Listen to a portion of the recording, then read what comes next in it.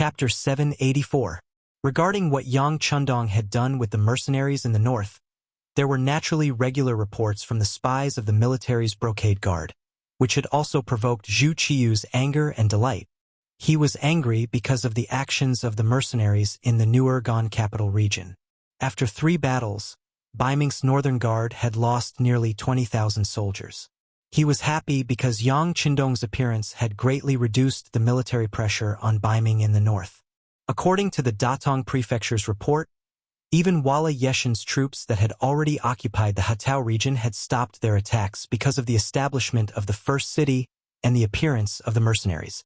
From this, one could see the prestige of Yang Chundong. It was a pity that this person could not only be used by him. If he could, it would not be difficult to defeat the Southern Ming Empire and unify the world. Zhu Qiyu touched his forehead as if he had a headache. This small action was seen by Jining, who was standing at the side and serving him. He hurriedly asked with concern, "Your Majesty, are you feeling unwell?" "No." "Inform them. The officials should be here soon, right?" Zhu Qiyu shook his head. He thought about why the officials had not arrived yet and asked a few more questions. "I've already informed them. They should be here soon," Jining hurriedly replied. Then he raised his foot and looked outside the hall. Although he could not see anything by doing this, he wanted to use this action to tell the emperor that he was also very anxious. They did not have to wait for long. Soon, a flurry of footsteps sounded outside the hall. Then the voice of a eunuch was heard. "Your Majesty, Minister of War Yi Ming has arrived. He requests an audience." "Your Majesty, Minister of Justice Su Yozhen has arrived. He requests an audience." All right. Call them all in." Jining had been looking at Zhu Qiyu from the corner of his eyes. Although he did not say anything, his face was already filled with impatience. Thus, he acted on his own initiative and shouted loudly outside. In a short while, the Minister of Personnel Wang Ji, the Minister of Revenue Jin Lian, the Minister of Rights Hu Chong, the Minister of War Yi Ming, the Minister of Justice Su Yozhen, the Minister of Works Shi Pu, and the Imperial Censor of the Left Chan Yi entered the Imperial Palace and stood in line. In less than 2 years, there were not many changes in Zhu Qiyu's regime. In reality, Baiming didn't seem to have any major issues, and its internal affairs were stable and united. But in reality, it was nothing more than a golden exterior. Zhu Qiyu's ascension to the throne was, after all, a special case. It wasn't a normal ascension to the throne, which caused many people to criticize him. In fact, it had already been 3 years since the defeat of Tumu, but there were still people mentioning that matter. The general idea was that since Ingzong was fine, he should have come back to be the emperor instead of going to the Southern Ming Empire to be the Southern Emperor. As a result, the powerful Great Ming Empire was split into 2 halves, and its strength was greatly reduced. There were still people who were doubtful about the position below his butt. For this reason, the Genie Guards and the Eastern Palace Guards contributed a lot and arrested a lot of people. On the surface, it seemed to be calm. But once a crisis was discovered, no one could be sure that no one would come out to make trouble. The military had been training new recruits and refining firearms, which were very expensive things. For a time, it caused the Baiming regime to be unable to make ends meet, so that many officials' salaries couldn't be paid in time, which caused many people to complain. External affairs. Needless to say, the Southern Ming Empire seemed to be harmonious. But who knew what kind of thoughts Zhu Qizhen had for his brother, who stole the throne? They didn't use it now because of the rampant foreign invasion. But once there was no foreign invasion, there would be a big war to determine the winner. Not to mention, because of the problems in the joint business, the Kingdom of Wara was no longer as friendly as before. The other side had even sent troops to occupy the Hatao region, which made the western region restless.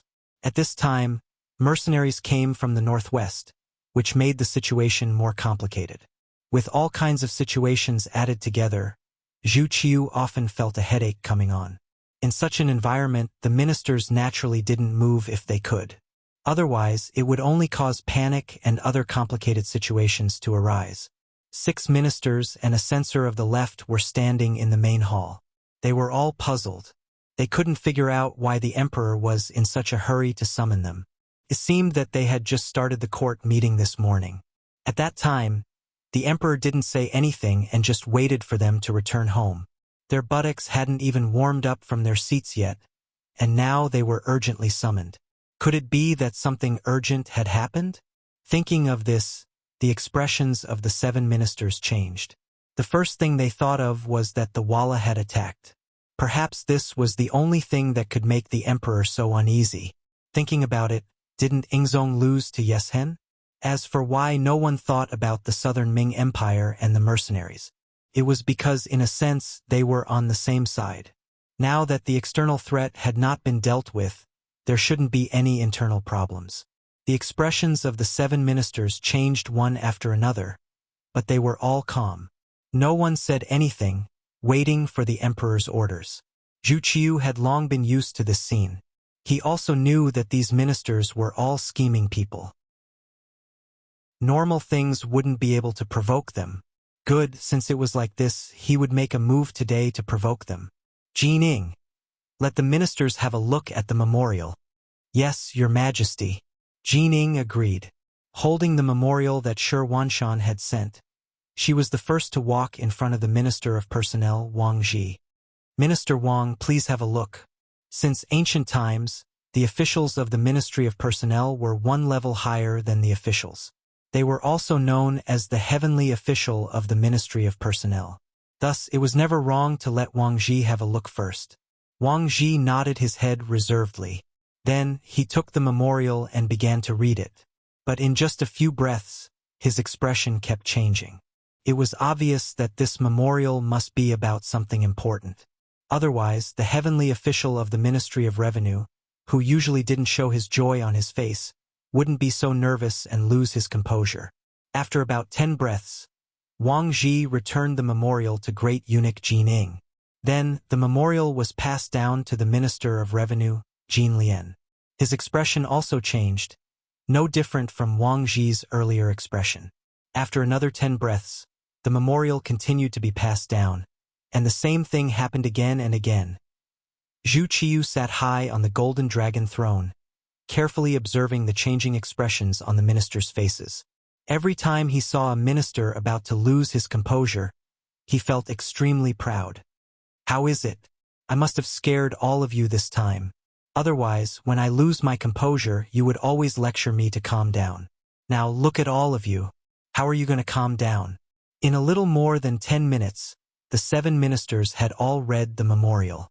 Jining returned to Zhu Qiu's side and stood at the side. The Emperor of Daizong's voice resounded through the hall.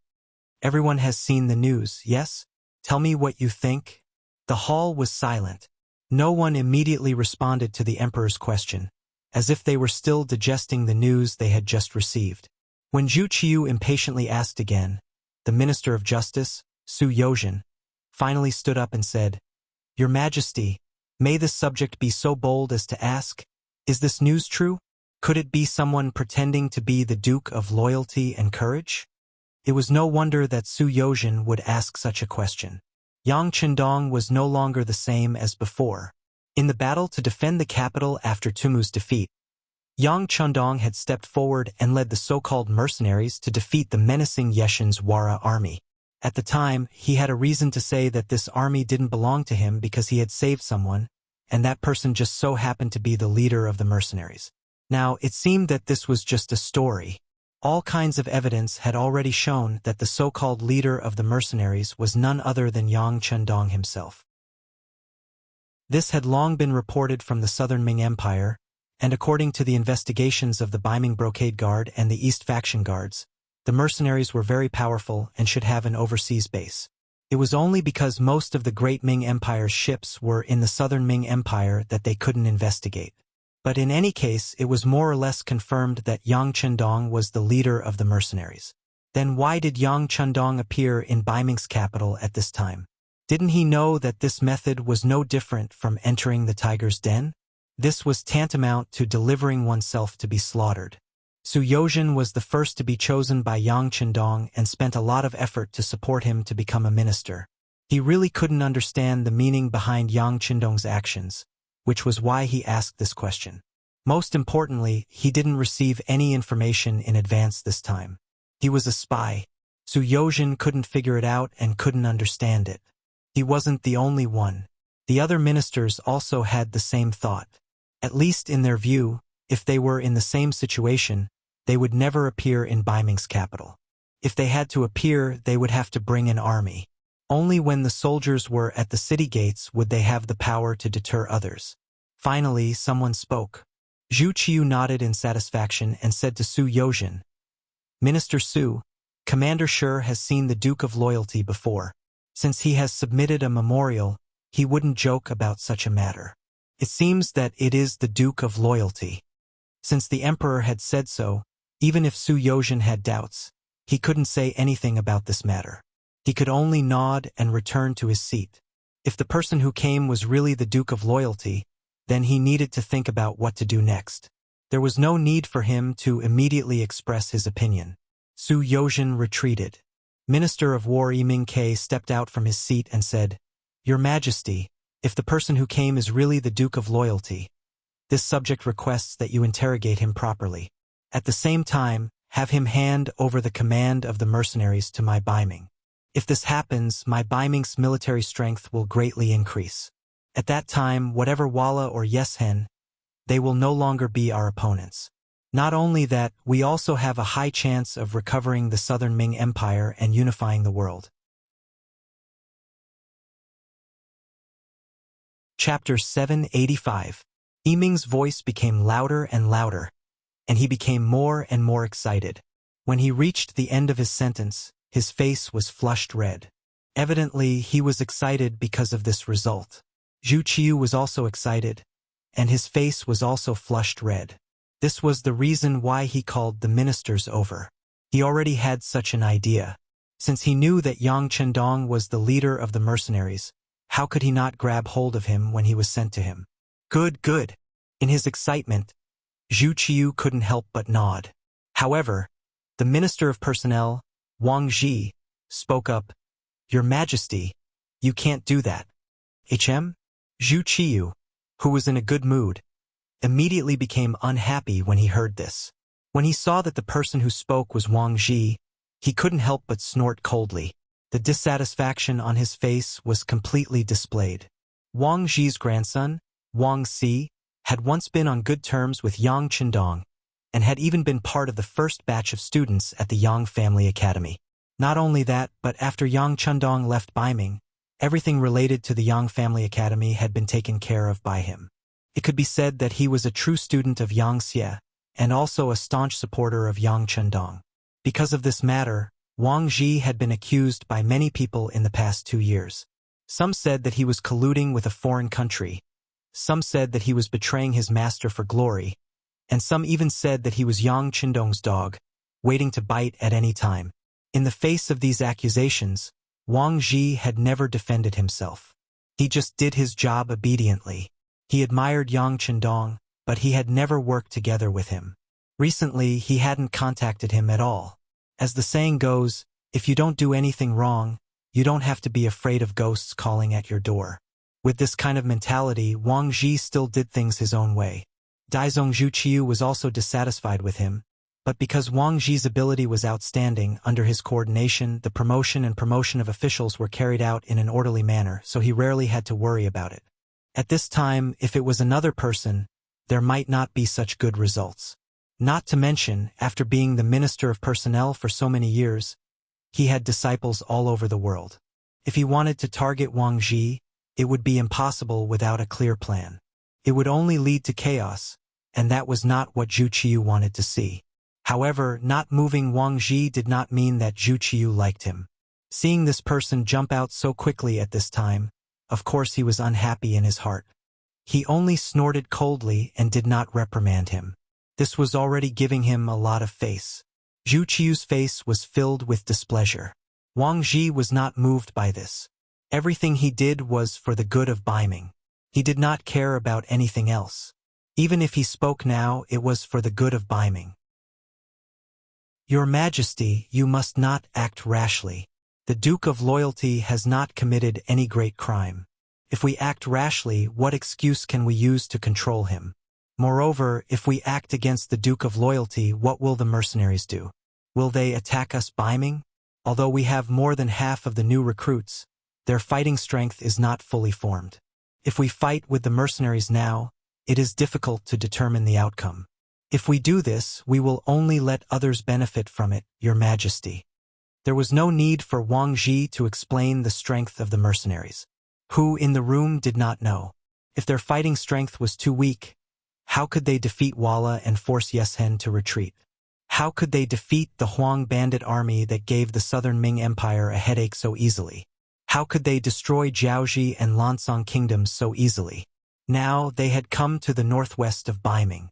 It was said that they had built a large city there and defeated Agadalji and Mabe Mongols, killing and capturing 70,000 cavalry. At the very least, this was not a result that Baiming's new recruits could achieve. Against this kind of enemy, everything had to be done carefully. Otherwise, the slightest carelessness would bring about a disaster. With such thoughts and concerns, Wang Ji immediately stood up. As soon as he said this, the other officials hesitated. The other ministers who wanted to speak also completely shut their mouths at this time. With their abilities, they naturally understood that Wang Ji's words were correct. If they killed the Duke of Loyalty, they would anger the mercenaries. The consequences of that would be unbearable for Baiming. At that time, Baiming would be destroyed and the Southern Ming Empire would unify the world. For these officials who were used to considering the gains and losses before doing anything, when they knew that using methods against Yang Qindong would bring about unknown consequences, they could not help but remain silent and suppress the excitement in their hearts. After Wang Ji made his stance clear, the other officials did not speak. It was as if they were shocked by the situation in front of them and needed time to think before making a final decision. Zhu Qiu looked at the situation in front of him and knew that it was impossible for him to get a result. He could only say, "In that case, we will give you 3 days. After 3 days, everyone can write their thoughts into memorials for us to preview. For now, you can all leave." There was no coercion. It seemed that Zhu Qiu also needed time to think about this before making a final decision. Fortunately, the memorials were sent at the speed of 800 li. It was unknown how much faster it was than Yang Qindong's 200 cavalry. They still had time to prepare. The 7 officials knelt on the ground and said, "Long live the emperor," before getting up and leaving. However, it could be seen that each of their faces was incomparably heavy, as if they had something on their minds. Wang Ji's residence. Not long after the minister returned, his grandson Wang Si walked into the main hall. "Grandfather, you have something urgent to talk to me about?" On the way back, Wang Ji had arranged for people to go to Yang village to inform his most valued grandson.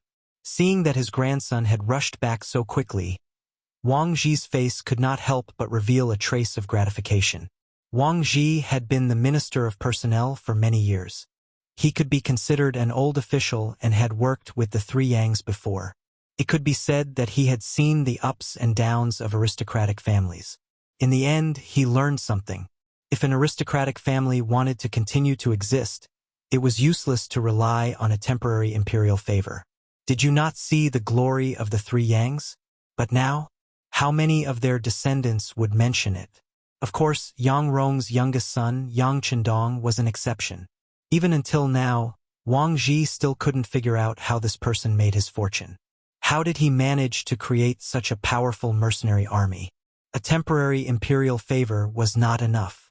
If he wanted the family to continue to prosper, he needed more talents. As long as he had the ability with the help of the family, there would be a day when he would rise to the top. That was the way to continue to prosper. As such, Wang Ji had always placed great importance on the nurturing of the family's descendants. Wang Si was the most outstanding person in the 3rd generation. Based on Wang Ji's plan, this grandson would first train in some of the smaller departments. Once he had enough experience, it was inevitable that he would be entrusted with important tasks. But he never thought that the most valued grandson would be interested in Yang Qindong's Yang Shui and couldn't get out of it. He even threw his previous official position aside, using the excuse that he was not feeling well. He only focused on learning Yang Shui in Yang village and became a teacher. It was originally a good thing for his descendants to study and study. Once one's knowledge reached a certain level, one would be able to understand the world. Thus, one would not have to worry about not having a good future. However, Wang Xi was learning Yang Shui, so everything was different. Even now, there were still many scholars in the capital who criticized Yang Shui. They felt that this was not the path of a saint, but an unorthodox path. It was a perverted technique that could not be used in the public. Regarding this, Wang Xi had always been hesitant. There was even a period of time when he wanted to intervene and have his beloved grandson leave the Yang family academy and return as an official. However, it was at this moment that news of Yang Chundong leading the mercenaries to victory spread. Even the faraway Jiaoji and Lancang kingdoms were annihilated just like that. Upon entering the capital with such results, Wang Xi immediately cut off his previous thoughts. He decided to take a look. Perhaps his beloved grandson Wang Xi had made the right choice? It was because of Wang Xi's hesitation that Wang Xi was able to become the temporary principal of the Yang family manor for the past 2 years. He was not affected by the outside world. However, he did not know that the real principal was about to return. It was destined that the Yang family manor and Yang family academy, which were gradually being forgotten by others, would be valued once more.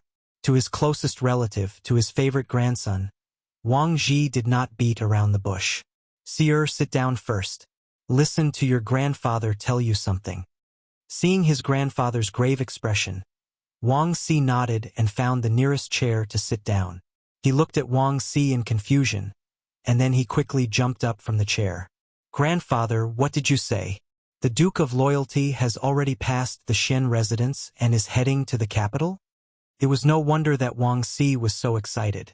Although he was a teacher in the Yang family academy, he had a deep understanding of everything related to Yang Chundong. This was naturally due to the fact that his grandfather frequently sent people to inform him of the news, but more importantly, his actions had already gained the approval and trust of the 2 madams of the Yang family manor, so when there was any news, he would naturally know about it very quickly. And every time he received a piece of news, Wang Xi would be excited for several days. This was especially so when he learned that Yang Chundong had led the mercenaries to destroy the 2 small kingdoms of Jiaoji and Lancang. He had even thought of leaving the capital and looking for Yang Chundong. After all, Wang Xi was still a young man, only in his 20s. Impulsiveness and restlessness were still in their nature. The thought of leading an army to kill enemies on the battlefield made him excited. He only hoped that one day, Yang Chundong would remember him and summon him to his side. He had been preparing for this all this time. Chapter 786. But to his surprise, this idea was about to come true. Yang Chundong was actually heading straight for the capital. He wanted to see his teacher. Perhaps in the future, he would be able to follow by his side and gallop on the battlefield. "Grandfather, how many soldiers did the Duke of Loyalty bring with him this time?" Excited, Wang Xi looked at Wang Xi expectantly. According to the report, there were only 200 cavalrymen following him. Wang Xi replied without hiding anything. "Only 200 cavalrymen?" Wang Xi couldn't help but frown and ask, "Did the emperor summon him back?" No, the emperor didn't have such thoughts, nor did he issue such a decree. It was all done by the Duke of Loyalty himself. Wang Xi replied with a satisfied look in his eyes. Just from these 2 questions, it could be seen that his grandson was indeed a meticulous person and considered things very comprehensively. Wang Xi didn't look at his grandfather's attitude towards him and instead lowered his head. After a while, he suddenly raised his head and said, "In that case, the Duke of Loyalty is in danger." His grandson finally thought of this. Wang Xi chuckled. "That's right. That's not right." Unexpectedly, Wang Xi quickly shook his head. "There shouldn't be any great danger. If we can see it, the Duke of Loyalty will definitely be able to see it as well." But he still only brought 200 cavalrymen to the capital. This means that he should have something to rely on. It's just that I haven't thought of it yet. As expected of Wang Xi's beloved grandson and someone that Yang Chundong had taken a liking to be able to think of this matter so quickly, just in terms of intelligence, he wasn't much different from some of the important officials. As long as he got rid of the impatience in his heart, given enough time, he would definitely become a great person. Wang Ji was very satisfied, but at the same time he was thinking of another problem. Since his grandson was so promising as his grandfather, he had to ensure his safety. Return to the Yang family manor in a while and stay there. Before the Duke of Loyalty returns, you must not leave the manor. Do you understand? Grandson understands. Many thanks for grandfather's concern. Although there were still many things that Wang Si didn't understand, he still prepared to ask questions. But he also knew that his grandfather was saying all this for his own safety. Perhaps with Yang Qindong's current strength and influence, the emperor would not dare to do anything to him, but he could still deal with some of the people around the Yang clan. Unfortunately, he was one of them. After that, Wang Si asked a lot of questions. Regarding this, Wang Ji answered every question and explained everything clearly. From time to time, one could see Wang Si nodding or looking relieved. He finally knew what Yang Qindong was relying on. The powerful mercenaries were his backing. Even the Daizong emperor didn't dare to act rashly. Perhaps this was what he was relying on. At the same time, in the Hu mansion, Hu Shao summoned his eldest son, Hu Chongning, to his study. Father and son met in a secret room. He told his father the reason for the emperor's urgent summons. The Duke of Loyalty and Courage is back? It's a bit dangerous to only bring 200 cavalrymen. Hu Chongning was also a smart person. While he was surprised, he also pointed out the key point of the matter. It is a bit dangerous, but it's not important. Hu Shao, who had known the news long ago, had thought of many things on his way back from the palace. Now that he said it was not important, it was clear that he had thought through some key issues. It was still the same question. Why did Yang Qindong only bring 200 cavalrymen back to the capital of Baiming? Could it be that he was stupid or crazy? Or was he so arrogant that he thought that no one would dare to touch him? To be able to control such a powerful force at the age of 23, destroy 2 small countries in succession, and even build a large city on the plains where the situation was complicated and chaotic, it was clear that he wanted to compete with the Mongolian cavalry. How could such a person not think carefully before doing anything? How could such a person make a decision that was child's play? After thinking this through, Hu Chong naturally relaxed a lot. He thought about everything that had happened in the court. Minister Wang Ji had only said a few words to suppress Yi Ming, and also forced the emperor to make a decision carefully. This already proved that Yang Qindong's safety was not a big problem. Of course, this did not prevent people from taking the risk to suddenly kill Yang Qindong. But if someone really did that, it would be the same as putting Baiming on the fire. This was not something that Dai Zong wanted to see. In order to avoid such a problem, he would even take the initiative to send people to protect Yang Qindong. As for calling his son over today, other than the necessary notification, he also had something to ask. Chongning, you are still working in the embroidered uniform guard. You can see if there are any sudden changes. If there are, you must pay attention. Father, are you saying that someone will do something in desperation? No matter what, Hu Chongning had been in the court for more than 10 years. He naturally understood his father's words. It's very possible, Hu Shao said with a solemn expression. There are some things that the emperor might not do, but it doesn't mean that the people below won't do it. You have to know that there are always some people who think that they are smart and can guess the emperor's intentions. And these conceited people are often the ones who ruin things. Not everyone in the world is as smart as Shi Wanshan. Clearly, Hu Zhao's words meant that he had seen through Shi Wanshan's thoughts. Logically speaking, this person was the first to come into contact with Yang Qindong, and he was the most likely person to solve the problem. For example, he could directly send troops to capture Yang Qindong or even kill him and send his head to the capital. If he did that, Dai Zong would definitely be very happy. But this way, Shi Wanshan would be in danger. How could the mercenaries let him go? It was even possible that in order to appease the anger of the mercenaries, Dai Zong would personally give the order to punish Shi Wanshan. If that was really the case, it would be the same as jumping into the Yellow River, and he would never be able to wash away his guilt. Shi Wanshan wouldn't be able to see these things, which was why he let Yang Qindong enter the pass. Then, he would send him back 800 li in an urgent manner, and this matter would have nothing to do with him anymore. This method of transferring responsibility was played beautifully, and it would also solve his own safety, but it would also incur Dai Zong's displeasure. Of course, preserving his life was more important. As for whether Dai Zong would be happy or what kind of methods he would use in the future, Hu Shao didn't bother to guess. This matter had nothing to do with him, so why should he think about it? At this moment, it was better to find out more about the embroidered uniform guard. If someone wanted to act rashly, he would be prepared. Yes, father.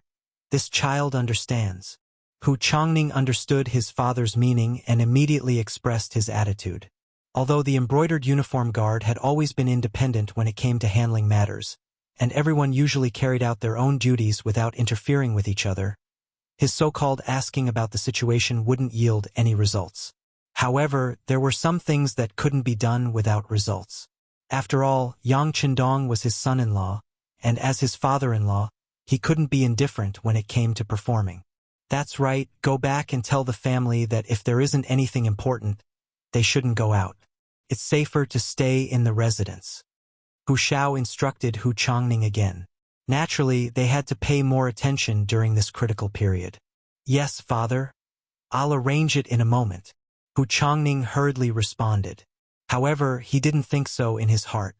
In his opinion, he was an official of the embroidered uniform guard, and his father was the highly respected minister of rights.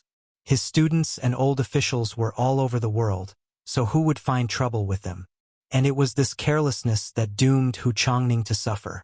Su Yozhen, like the other important officials, hurriedly returned to the residence after leaving the palace. However, halfway there, he sent out his most loyal butler. Not long after he returned to the residence, the butler returned. At the same time, he brought back a message. Do what you normally do. These words naturally didn't come from the butler, but from the person the butler had gone to see. The intelligence agent Yang Qindong had left in the Baiming capital. Not even the two madams of the Yang clan knew that Yang Qindong had returned to the Baiming capital. It wasn't that he didn't trust them, but that he didn't want them to worry, so he had concealed everything. But Yang Qindong naturally wouldn't hide anything from the security bureau. He had even made arrangements for officials like Su Yozhen, who had secretly joined Yang Qindong. Do what you normally do. Su Yozhen repeated the words several times in a row. Her face was cloudy and uncertain. It seemed that the sixth young master had already made preparations, and for his own safety, he didn't need to intervene. Thinking about the various things Yang Qindong had done and the various miracles he had created, Su Yozhen wasn't as panicked. But thinking about his recent actions, and how he had even rarely contacted the people of the security bureau, would that incur the displeasure of the Duke of Loyalty? Su Yozhen was a smart person, and he was very good at judging the situation. It was precisely because of this that when he saw the new army in Baiming gradually taking shape, his attitude changed, and he wanted to join Yang Qindong's ship. But when he heard that the Duke of Loyalty was coming to Baiming capital, he hesitated. In the imperial court, when he learned that Yang Qindong had only brought 200-some cavalry to the capital, he had been worried. Of course, only he knew whether he was worried about Yang Qindong's safety or whether he was worried that he would be implicated if Yang Qindong was captured. For this reason, he had been worried the entire way. He couldn't understand why Yang Qindong would take such a risk in such a good situation. Could it be that he wasn't afraid of death? But now he was finally at ease. Since Yang Qindong had no intention of exposing him, he would just sit on the side and watch the show. He believed that since he had said so, the sixth young master wouldn't be in danger. In contrast to Su Yozhen's initial shock, Zhu Qiyu was glaring angrily at the three servants kneeling in front of him. These three were Great Eunuch Jin Ing of the Ceremony Directorate, Commander Lu Gui of the Brocade Guard, and Deng Chong, the eunuch guarding the Xian residence. Chapter 787. Deng Chong was the guardian eunuch of the Xian Manor, which was equivalent to patrolling the entire Xian Manor for the emperor. But now, Yang Qindong had safely passed through the Xian Manor without suffering any reprimand. Naturally, Zhu Qiyu would vent his anger on Deng Chong, the eunuch. Kneeling on the ground, Deng Chong trembled all over. At this moment, he hated Shi Wanshan to the core. The Duke of Loyalty and Courage had arrived in front of you. Yet all you needed to do was speak and capture him, or even kill him. Why did you have to send him out of Xian City and into the capital? Wasn't this the same as trying to make the emperor look bad? Of course, at this moment, Deng Chong wasn't thinking about Shi Wanshan. In his view, whether the emperor was happy or not was always the most important thing. As for the officials below him, so what if they died? Servants would always be servants. Deng Chong was a member of the eunuch group. He was originally Jin Ying's subordinate. If a subordinate did something wrong, it was only right for him, the superior, to kneel and be punished. Moreover, Jining knew that the emperor was not in a good mood, so she didn't show any anger as she knelt on the ground. Lu Gui, on the other hand, had a wronged expression. Deng Chong being punished to kneel was only right and proper. The problem occurred in your Xian manner. You didn't resolve it properly and threw the problem in front of the emperor. If he didn't punish you, who would he punish? As for Jining, she was Deng Chong's superior, so it was only right for her to be punished. But he had no relationship with Deng Chong, so why did he have to be punished? Wasn't this too unjust? He was angry, but he didn't dare to vent it. Lu Gui knelt there with his head lowered, cursing in his heart. Zhu Qiu sat high above, looking at the three people kneeling in front of him. He snorted. Do you know your crime? This subject knows his crime, Jin Ying and Deng Chong hurriedly said. Just from the fact that they could call themselves subjects, one could imagine the power of the eunuch group. The two of them answered, and Lu Gui had no choice but to speak. This subject knows his crime. He spoke, but it was a beat too slow, causing his voice to be particularly conspicuous. What? Lu Gui, do you think you're innocent? Is your embroidered uniform guard really not at fault this time? The Duke of Zhongdan suddenly entered the Xian Manor. Did your people report it? Is there any way to deal with it? On the way out of the Xian Manor, there were countless checkpoints. What did the brocade guard do? Shouldn't I punish you? The emperor suddenly got angry and angrily scolded. Cold sweat flowed out from Lu Gui's head.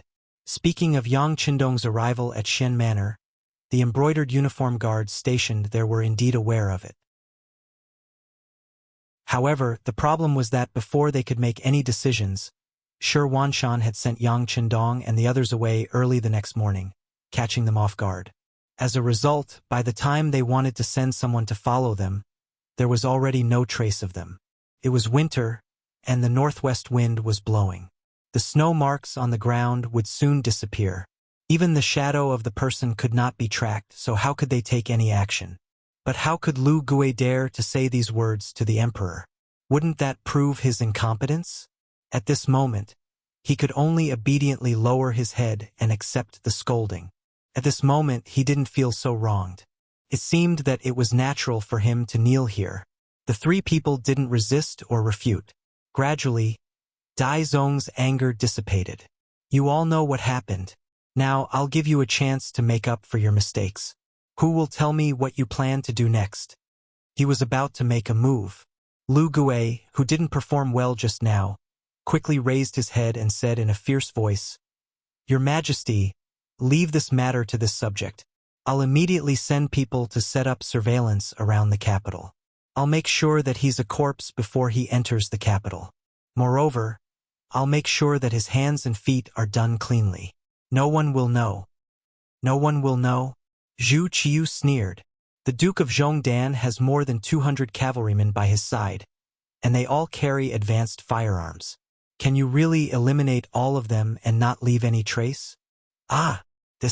For a moment, Lu Gui didn't dare to make any guarantees. He already knew how powerful the mercenaries were.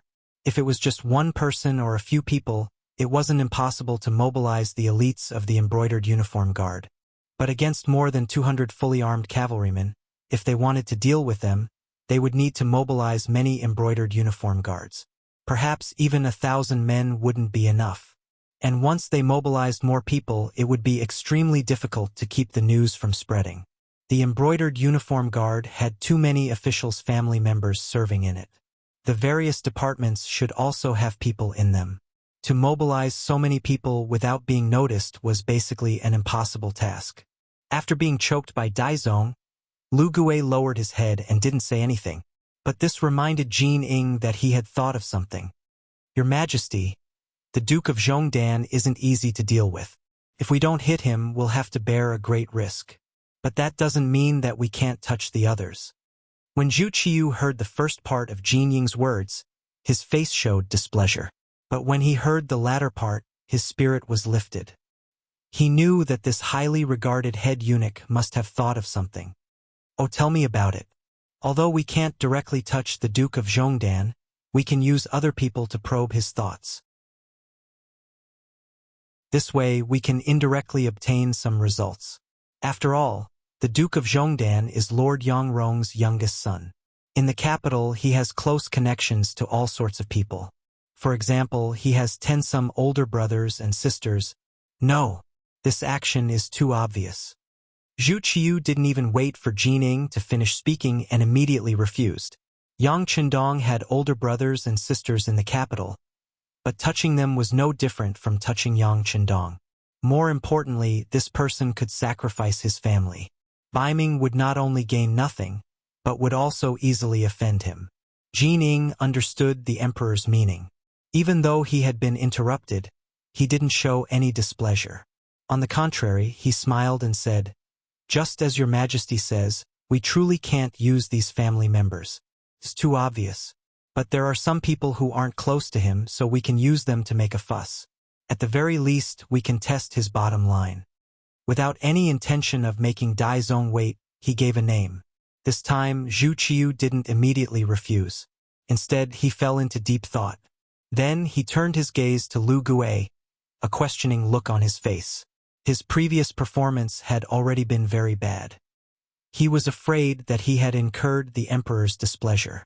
Now that he finally had a chance to perform, how could Lu Gui miss it? He nodded and said, "This person is fine. He was originally a member of the Brocade Guard. It's too easy to find fault with him. But his father is the current court." Knowing what Lu Gui was afraid of, Zhu Qiu decisively shook his head. "It's fine. Didn't you say that the Brocade Guard doesn't need to ask for a reason when arresting people? Don't you need to look at the other party's status? Since that's the case, just do it according to the old rules." Understood. Lu Gui was naturally a smart person to be able to reach his position. He nodded and said, "Rest assured, Your Majesty. This subject will definitely handle this matter beautifully." Finally, there was a countermeasure. Zhu Qiu's expression relaxed a lot. No matter what, Yang Chendong had returned to the capital of Baiming. The initiative was in his hands. He should be worried about the other party, not himself. He also wanted to use this time to take a good look at the thoughts of these officials.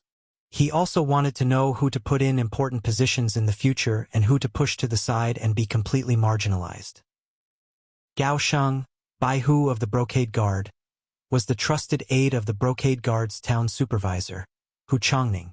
Relying on his relationship with the Hu clan, Gao Sheng was like a fish in water in the Brocade Guard. His relationship with his colleagues had always been good. This was only relative. Everyone knew that the family rules of the Brocade Guard were extremely strict. One moment, everyone could be drinking together, hugging each other's neck, and calling each other brothers. The next moment, the two of them would fight to the death. Although he knew of this rule, Gao Sheng never thought that he would have such a day. Putting aside the fact that he had a big tree to rely on, the Hu clan had never lacked money thanks to the Duke of Loyalty. Often, the Tianwai Trading Company would send people to send them money and things. He also benefited from this. He did not lack money, and his lack of greed made his position extremely high. There would not be anything that could be used against him in the outside world. However, when Gao Sheng, who believed that he was honest and had never done anything wrong, stepped into the Brocade Guard's main gate one morning, he saw 4 fierce-looking men surrounding him. His intuition told him that things were not good. As he shouted out his identity, he thought about how to get out of the gate and find another way. However, how could the embroidered uniform guards not think of this? Before Gao Sheng could put his thoughts into action, the embroidered uniform guards surrounded him and pressed him to the ground without any explanation. Then, A black cloth was placed over his head, and he was taken to the embroidered uniform guards' imperial prison. For hours later, at noon, when the streets of the capital were still bustling with activity, a group of embroidered uniform guards wearing flying fish robes, black gauze hats, imperial belts, and wielding embroidered spring sabers could be seen aggressively traversing the streets. This lineup caused many commoners and even some officials to hurriedly make way for them. This was the Brocade Guard. They did not need any evidence to arrest people. Sometimes, even when killing people, they did not need to follow so many rules. They really did not know who had offended them this time. Which family was going to suffer this time? The crowd made way for the Brocade Guard to walk past them. A few busybodies even followed behind the Brocade Guard, wanting to see what was going on. Not long after, they saw a scene that shocked them. This group of Brocade Guard actually came to the residence of the Minister of Rights, Wuxia, and loudly smashed the door.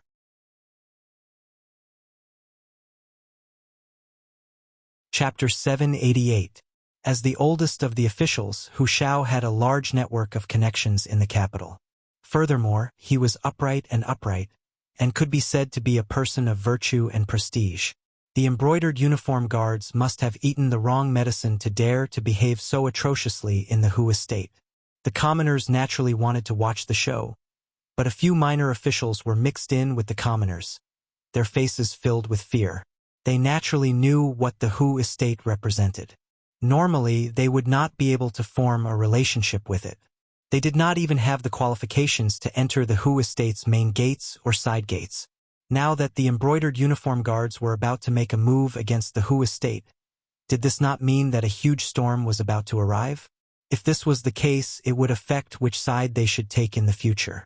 Of course, this was also a great opportunity. The embroidered uniform guards did not care about what the commoners thought.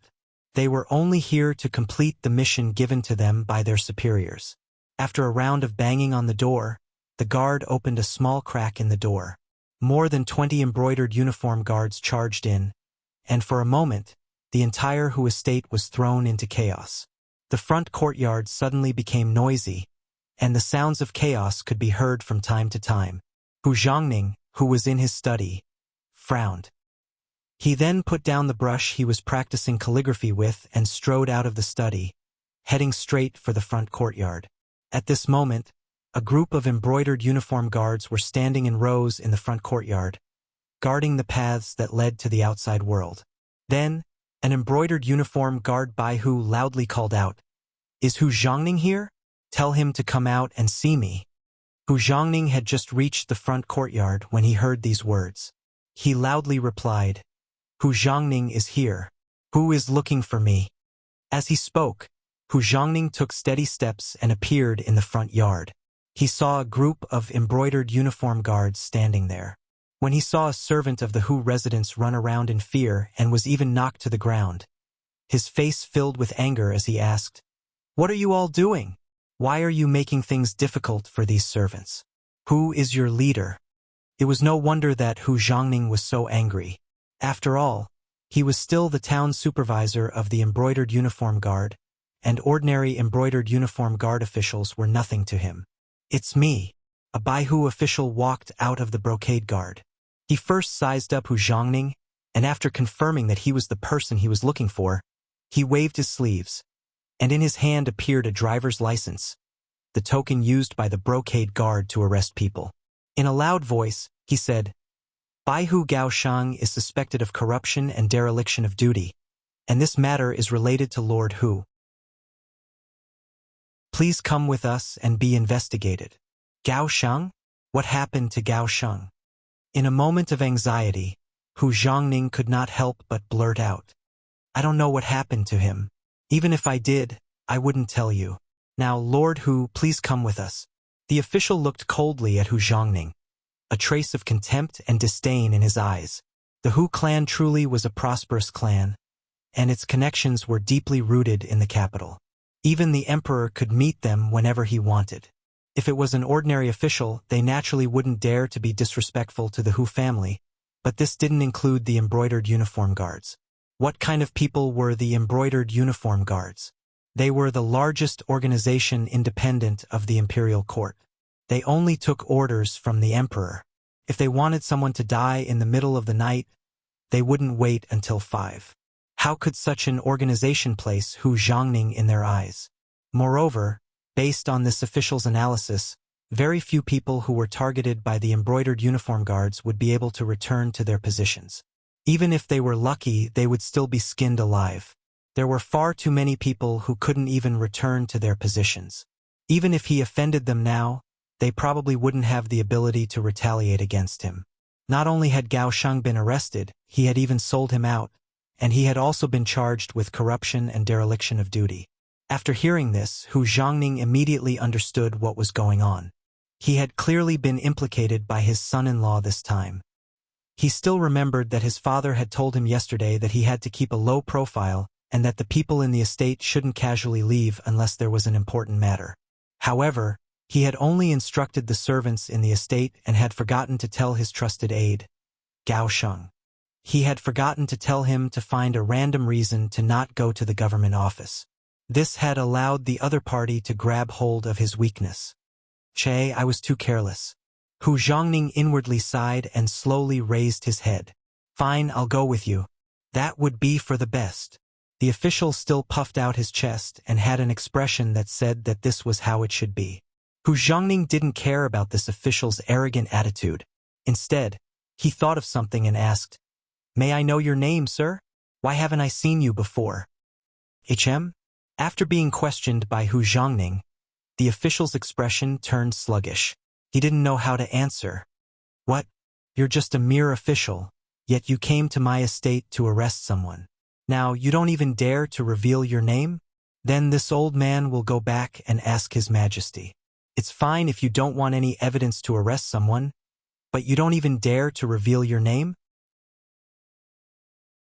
Suddenly, an aged voice rang out, interrupting the Baihu standing there, as well as his hesitation and contemplation. The person who had come out was naturally the current Minister of Rights, Hu Xiao. Such a huge matter had happened in the front courtyard, and the embroidered uniform guards had even killed their way into the estate to cause trouble. As the true master, how could he not show himself? At this moment, not only did he walk out, his face was filled with anger. Obviously, no one would be able to remain calm when they saw their son about to be captured. The official was momentarily stunned by Hu Zhao's imposing manner. He immediately blurted out, This official Tong Lai greets Minister of Rights. This official was recently transferred back from the lower ranks. This time I was only acting on orders. I hope Minister of Rights can forgive me.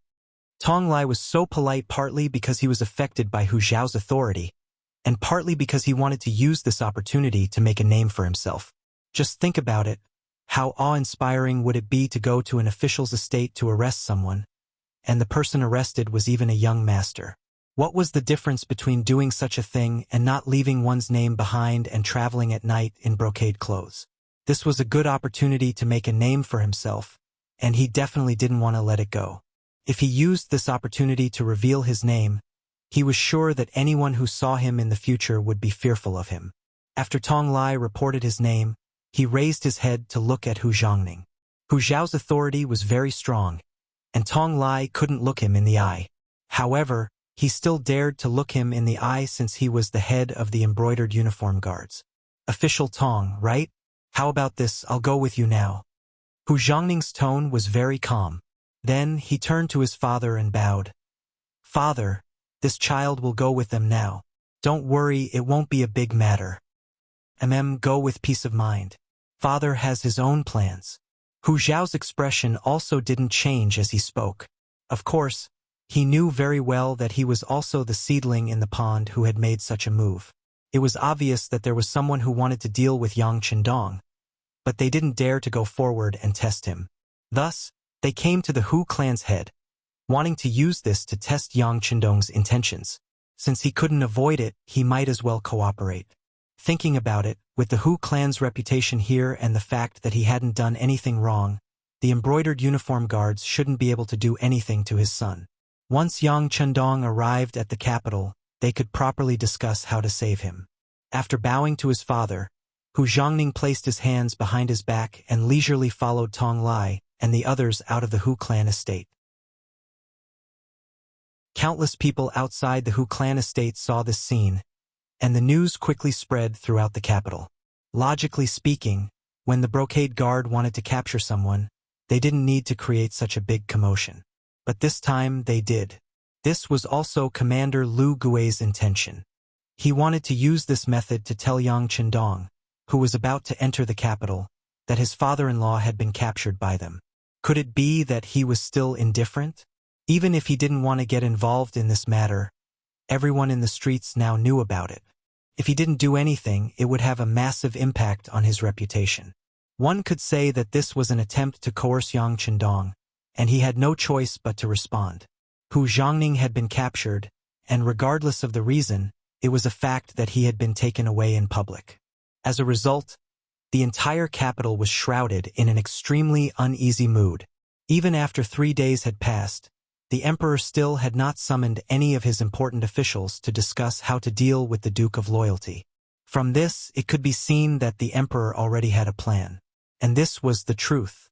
Hu Zhongning's capture had been a ploy by the enemy, and now it was up to Yang Chendong to deal with it. After all, he had more than 200 black cavalry with him. Although they were all nimble brothers, even if the men could endure it, the horses couldn't. Moreover, their equipment was heavier than that of ordinary cavalry, so they could only make stops along the way. By the time they passed Jiong Pass and finally reached the foot of the capital, half a month had passed. In the distance, they could already see the lofty walls. Yang Chendong took in a deep breath. After more than a year, he was finally back at the foot of the capital, and he felt rather emotional. After all, his status was completely different from before, and the strength he displayed was also on a completely different level. Beta Persei excitedly asked, "Young master, should we enter the city first or go straight to the Yang clan manor?" Yang Si and Yang Lu were still in the Yang clan manor, and they had been extremely close to each other. Now that they were about to reunite, their joy was naturally indescribable.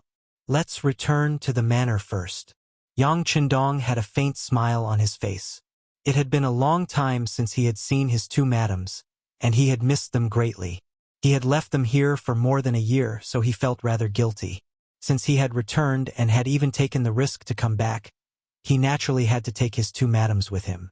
If not for this, he wouldn't have needed to personally return and make the various factions so nervous. The cavalry changed directions. Instead of entering the capital through the western gate, they circled around the city walls and headed for the Yang clan manor 15 li south of the city.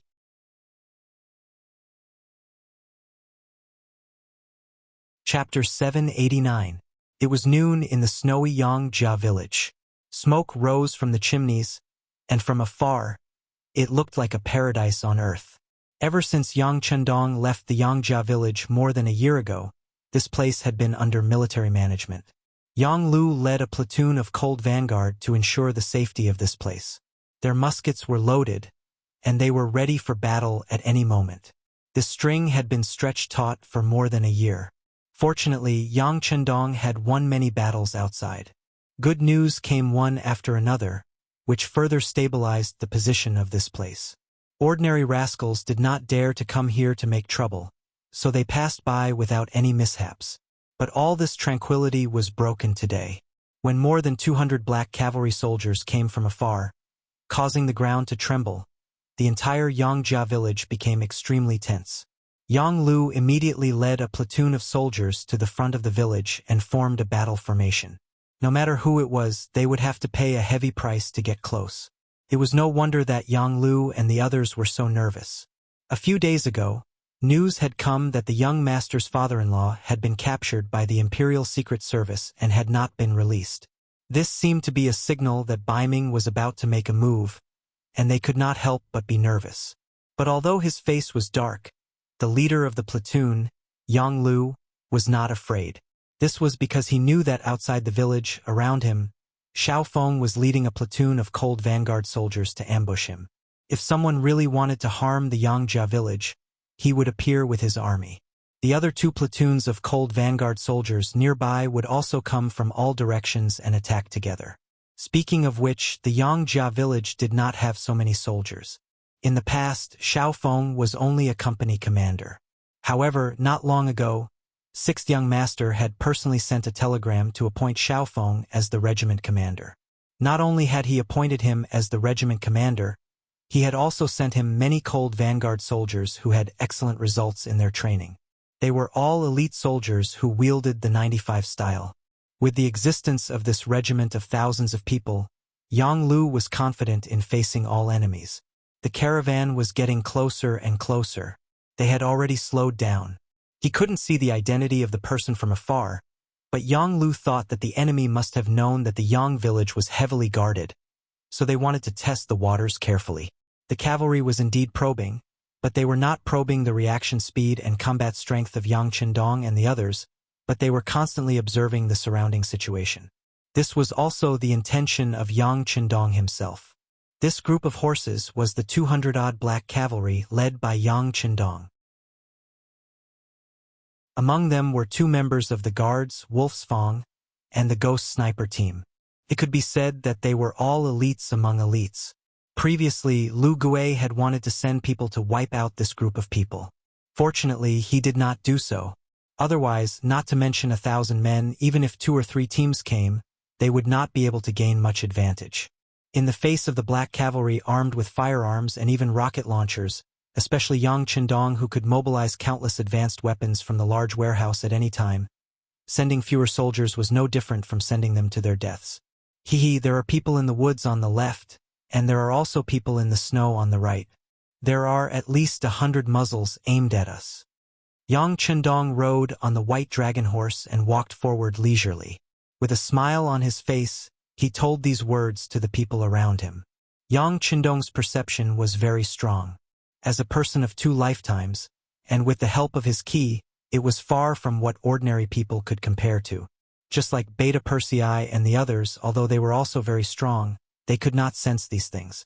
However, since the 6th Young Master said so, it must be so. Young Master, with so many muzzles aimed at us, we should show our identities first. Otherwise, it would be too unjust for us to beat up our own people. Beta Persei said with an ugly expression when he heard that there were so many muzzles aimed at them. If they were really injured by the enemy on the battlefield, as long as they did not die, this wound could even become a kind of honor and something to brag about to the outside world. However, if they were beaten up by their own people, then no matter what the result was, they would not have the face to tell outsiders. Okay, go ahead. Yang Qindong nodded and agreed to this suggestion. Although he had confidence in Lung Feng, since he could become Lung Feng, he must be an outstanding person in all the assessments. However, a horse could stumble, so it was better not to be too arrogant. After receiving the order, Beta Persei spurred his horse forward. However, with him running in front, the situation would not be tense no matter what. After all, he was only one person, and even if he did not use any weapons, it was impossible for him to charge into the Yang village. He spurred his horse forward, bringing up snowflakes one after another, making it difficult for people to see his appearance clearly. In the past, it was rare for the capital to have such heavy snow at this time.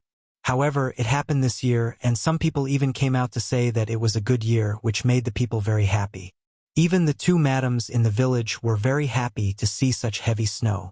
In order to make them happy, Yang Lu did not immediately order people to clear the snow. This also made Beta Persei the target of the muzzles as he ran. It was only when he was 300 meters away from the Yang village that he took the initiative to stop his horse. This was a safe area outside the security perimeter, and if he continued forward, Lung Feng might open fire. Beta Persei's warhorse had just stopped when Yang Lu's shout came from the opposite side. "Who are you? Report your identity and put down your weapons." "Haha, but Yang Lu, I'm your second brother. Ha ha ha." The heroic and loud voice pierced through the air and reverberated in the air. This roar was like a heavy hammer that smashed into the heart of Yang Lu, who was holding a self-made loudspeaker and shouting. He was very familiar with this voice, especially that naturally loud voice which was unique to Beta Persei. At a distance of 300 meters, he didn't need to use any means to clearly transmit every word he said into his ears. It was as if he was talking in his ear. Only second brother Yang could do this. "Quick, binoculars, binoculars. The excited Yang Lu hurriedly reached out to the platoon leader of Lang Feng. Logically speaking, at a distance of 300 meters, as long as he looked carefully, he should be able to see clearly without any obstacles. However, Yang Lu could not wait any longer to confirm his thoughts. The binoculars were finally in his hands. From afar, Beta Persei's grinning face was clearly visible. At this time, Yang Lu did not care about battlefield discipline at all. He suddenly changed from his original lying position to a standing position, then waved his big hands and shouted, "Big brother Beta Persei, Big brother Beta Persei, I'm Yang Lu, I'm Yang Lu. Ha ha, I knew it was you." Beta Persei laughed as he rode his horse. This time, no one had any intention of shooting at him. There was only one person coming. Yang Lu was jumping and shouting excitedly on the other side. It was obvious that he was an acquaintance. At a distance of 300 meters, the warhorse charged in front of him. Beta Persei jumped off his horse and landed beside Yang Lu. He then punched the other party's shoulder. "Aha, long time no see. How are you?" Beta Persei used a lot of strength in this punch. Even though Yang Lu's body was not bad, he still took 2 steps back before he could stand firm. Then, he pretended to be in pain and said, "Ouch! It hurts, it hurts. Big brother Beta Persei, your strength has increased again." "Of course, haha. Don't you see who I'm with?" Beta Persei was grinning when he suddenly thought of something. His expression changed and he said, "Oh, the young master is behind me. Look at me. I only want to catch up with you. Quick, send the signal to all the soldiers to put down their guns, turn off the safety, and don't point the muzzles at anyone." In Beta Persei's heart, the young master's safety was always the top priority. Even if it was a reunion between brothers, he would still put it aside first. Yang Lu was also shocked by this sentence. He knew that the 6th young master had returned to the capital, but in his opinion, Beta Persei should be the vanguard. There should still be some time before the young master returns. He never thought that the young master would be behind him. He was so excited that he hurriedly said to the soldier beside him, "Quick, raise the flag and pass down Big Brother Beta Persei's order." The token was spread in the wind and the news spread in all directions. The order was quickly given and the soldiers of the Cold Vanguard Battalion who were lying in ambush were all extremely excited.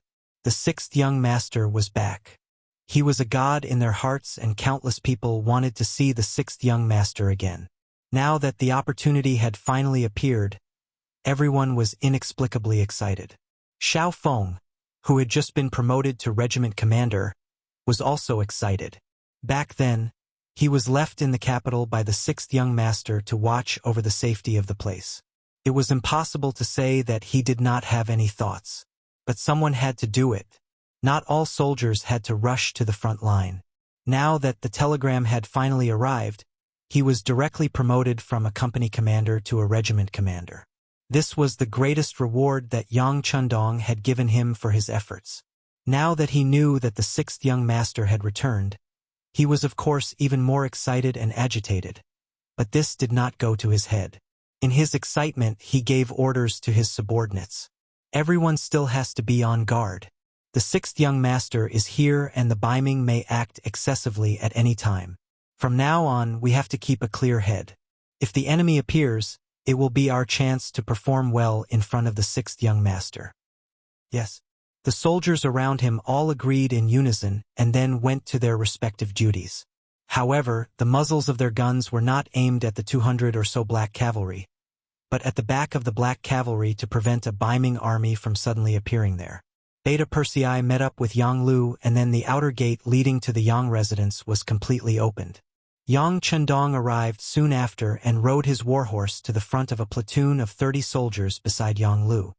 "Salute!" Yang Lu shouted, leading his Cold Vanguard platoon to raise their right arms, making a standard salute.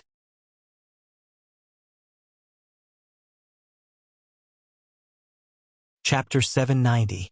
Yang Chundong dismounted from his horse and looked at the soldiers. He came to Yang Lu's side and nodded after returning the greeting. "You've done well. Thank you for your hard work." "6th young master, thank you for your hard work." Yang Lu took the lead and shouted. He faced the soldiers of the cold front and returned their greetings. Then he tidied their uniforms to show his concern. This trick was often used in the army and movies of later generations, but it had to be said that it was very useful.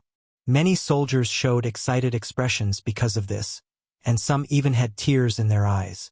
These soldiers had been guarding this place for more than a year. They were tense every day. It was indeed very hard. Yang Chundong comforted them and encouraged them in this way. After greeting a platoon of soldiers, Yang Chundong got back on his horse and went straight to the Yang Manor. The mood and atmosphere in the Yang Manor were a little tense. First Madame Hu Yan's father was captured by the embroidered uniform guards. Then, there was the sound of a large number of cavalry approaching the manor. Inside the manor, Xiaoyin and Lady Xiang became nervous. At this moment, they had temporarily forgotten that Yang Chundong was returning to the manor. They were worried. What if it was the northern Ming army outside? Could those 30 or so soldiers really stop it? What if they couldn't stop them? First Madame Hu Yan was not here. Xiaoyin had been in charge of everything here for more than a year. As a maid who had grown up with Yang Chundong, Xiaoyin had a gentle personality, but she also had a strong side. 3 daggers suddenly appeared in his hand. He kept one for himself and gave one each to Madame Shui and Yang Duo, who were beside him. Take it. If everything goes well, this thing will come in handy. In short, we must not fall into the hands of the Baiming army. Seeing Xiaoyin, who had always been well-behaved and docile, suddenly take out a dagger, this sharp contrast caused Lady Xiang and Yang Duo to be stunned. However, after considering that if the Northern Ming army really attacked, they were afraid that if they were captured, their lives would be worse than death. The 2 women only hesitated for a moment before taking the dagger. Their attitude was extremely resolute, but when they really held the dagger in their hands, one could still see their nervousness and fear. After all, they were just weak girls. If they really wanted to kill themselves with this thing, it would require a lot of courage. Suicide was not something that could be done easily. When it came down to it, how many people couldn't do it? Xiaoyin also knew that this kind of preparation was not enough. Perhaps she didn't have confidence in herself, or perhaps she didn't have confidence in others. In short, she didn't relax because of this. She looked at Jiang Ping, who was standing 3 meters in front of the door, and said, "You've seen it. If none of us can do it later, we'll have to trouble you." "I understand, second madam." Jiang Ping nodded. As Tai Chingy's former assistant, she was left behind by Yang Chundong in the Yang Manor to protect the safety of the 2 madams. She knew very well what would happen if something really happened. Perhaps death would be a relief for the madams. Xiaoyin nodded at Jiang Ping, as if to express her gratitude. Then she looked at Lady Xiang and Yang Shui and said, "Don't worry. If something happens to us today, our husband will definitely avenge us." The inner courtyard had already prepared for the worst. In the outer courtyard's Yang Academy, the second dean, Wang Si, was standing in the field of the study, full of righteous indignation as he cheered all the students on. The Yang Academy, as the school that Yang Chundong had founded, had high hopes for, and had produced many talents. They were all cadres and important roles in the various departments in Qiqian City, and one of their qualifications was that they were the first batch of students to graduate from the Yang Academy. As a student who had also graduated from the first batch, Wang Si didn't know where his former classmates had gone, but his intuition told him that these people would definitely be put in important positions. The more he came into contact with Yang Shui, the more profound this feeling became. Yang Shui, it wasn't an exaggeration to say that it was broad and profound, and even unfathomable. The knowledge learned here involved all kinds of problems, such as astronomy, geography, physics, mathematics, management, medicine, manufacturing, science, and so on. Even philosophy and the study of life were sometimes discussed. It was far from the way of Confucius and Mencius like the old masters of the great Ming dynasty. They were full of benevolence, righteousness, and morality, and articles on the study of the saints, but in reality, when it came to the real governance of the world, the help they could provide was very limited. It was precisely because he understood Yang Chundong's characteristics and strength that Wang Si was unable to extricate himself from it. Moreover, because of his background, he bravely took over the position of the second dean. In the end, while learning, it was also equivalent to helping Yang Chendong manage and nurture more talents. After 2 years of development, the reputation of the Yang Academy had already spread far and wide, and 2 batches of students had also graduated. However, Wang Si remembered Yang Chendong's teachings when he left, and kept all of these people, not letting a single one of them go. This wasn't because he cherished talent. Although these people did play a role in the development of the Yang Academy, he did this for their own good. This was because he knew that those who had learned Yang Shui were in fact not suitable to establish themselves in the Great Ming Dynasty, where Confucius and Mencius were everywhere. Their thinking was completely different, and if he let these people into society, they would only cause trouble and bring trouble to themselves. He didn't want to see these graduates, who had learned a wealth of knowledge with great difficulty, be erased by this ruthless society, or even bring disaster upon themselves. Thus, Wang Si kept these people. Fortunately, the wealth that Yang Chendong had allocated to the academy had always been very rich, so it wasn't a problem to feed these people. And because of the existence of these people, the Yang Academy had also developed more and more. Every year, when they recruited new students, they would carefully select them, but every year, there would still be 100 students left. Until now, the total number of students and teachers who had stayed behind after graduation in the Yang Academy had already reached 400. Wang Si had also become the dean in name, and the real test had really come. First, it was his grandfather who summoned him and warned him to be careful. Then, there was news that the father-in-law of the 6th young master, Hu Zhangning, had been arrested by the embroidered uniform guards and imprisoned. Now, the entire Yang family manor suddenly sounded the alarm. All of this made Wang Si even more worried. Not long after the alarm sounded in Yang family manor, he summoned all the teachers and students to the sports field. Although the weather outside had already reached -5 or 6 degrees, it didn't make them feel cold at all. On the contrary, everyone was hot-blooded as they looked at the dean, Wang Si, who was standing at the highest point of the sports field. Everyone was waiting for his decision. To be able to become a student of the Yang Academy, it wasn't just learning literature. They belonged to the category of all-rounders who were proficient in both civil and martial arts. This was especially true for the students who had graduated before. Individually, they already had the skills of a B-class soldier. Compared to A-class soldiers like Lung Feng, they were naturally weaker, but compared to the ordinary soldiers of the Great Ming Dynasty, their physical fitness was already better. After all, they ate well, wore warm clothes, and had no worries, so they could use all their strength during training. There were even these students in the shooting class, and some of them even had good shooting results. With 5 bullets, they could get an excellent score of 45 points. Most of them also got a passing score of 38 points. At this time, they were all holding long swords or broadswords, as if they were ready to rush to the enemy and fight face to face. Even a few women standing in the crowd were also clenching the long swords in their hands, looking unwilling to admit defeat. Among them, there was a very beautiful figure. She came very early and was already a celebrity in the Yang Academy. She also became a teacher of Japanese, the Princess Junko. Yang Chendong left here more than a year ago, but she was left behind. Even the guard captain, Xiaolin, had already left. Junko, who was all alone, quickly became a member of the Yang Academy. With the 6th young master gone, Junko couldn't go in and out of the inner courtyard of the Yang village like before. Everyone in the Yang village didn't know how to treat her. After all, with her outstanding appearance, she might become the madam at any time. Fortunately, she knew what to do. Although she was young, she didn't stay in the Japanese Empire's palace for nothing. Although she was young, her mind was already mature. During Yang Chendong's absence, she behaved very well. Unless it was a major festival, she would never enter the inner courtyard of the Yang village to greet the 2 madams. As her heart sank, Princess Junko felt more and more that the things taught in the Yang Academy were profound and broad.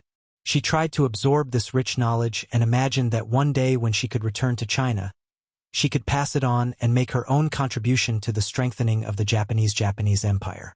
But the sudden danger interrupted her plan. Bai Ming was going to attack the Yang village?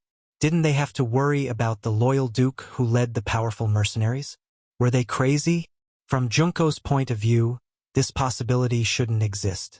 Even if the Yang village was in danger, it shouldn't be at this time. At least, before Yang Chendong appeared, there shouldn't be any hidden danger. She wanted to tell these thoughts to Dean Wangxi, but when she saw that he was passionately working for everyone at the moment, as if he would rush out at any time to fight the Beiming army, she knew that it was useless to say anything at this moment.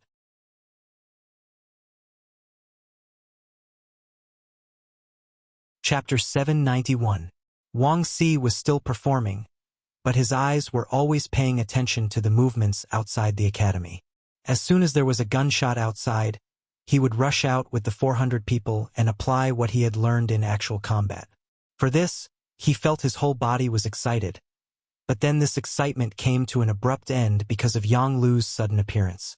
Dean Wang, it's all a misunderstanding. It's not an enemy, but the sixth young master is back. What? The Duke of Loyalty is back? Wang Si only hesitated for a moment, then shouted in surprise. Yes, the young master is now in the inner courtyard. He should come to see you in a while. You just need to be prepared. Yang Lu smiled and nodded. He just came to deliver the news. Since the news had arrived, of course, he would not stay here. It was not easy for the young master to come back. He should show his face in front of him and show off. Yang Lu had left, and the Yang Academy was also in an uproar. Then Wang Si's shout came out. Hurry, clean up immediately. Let's welcome the dean in our best state. Everyone hurriedly shouted after hearing the order. Junko was the same, but her cheeks were already red. Perhaps only she knew what was in her heart. Yang Village's inner courtyard. Yang Si was guarding here with his people. The safety of the gun had been opened, and it looked like he was going to shoot at any time. But when Yang Chendong suddenly appeared in front of him, everything changed.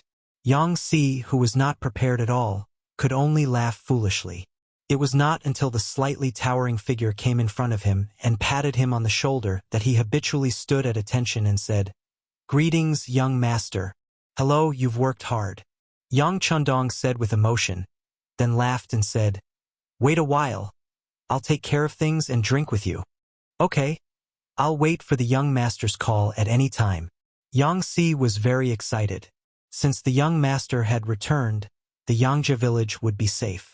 Even though the young master had only brought 200 black knights with him, he was still confident.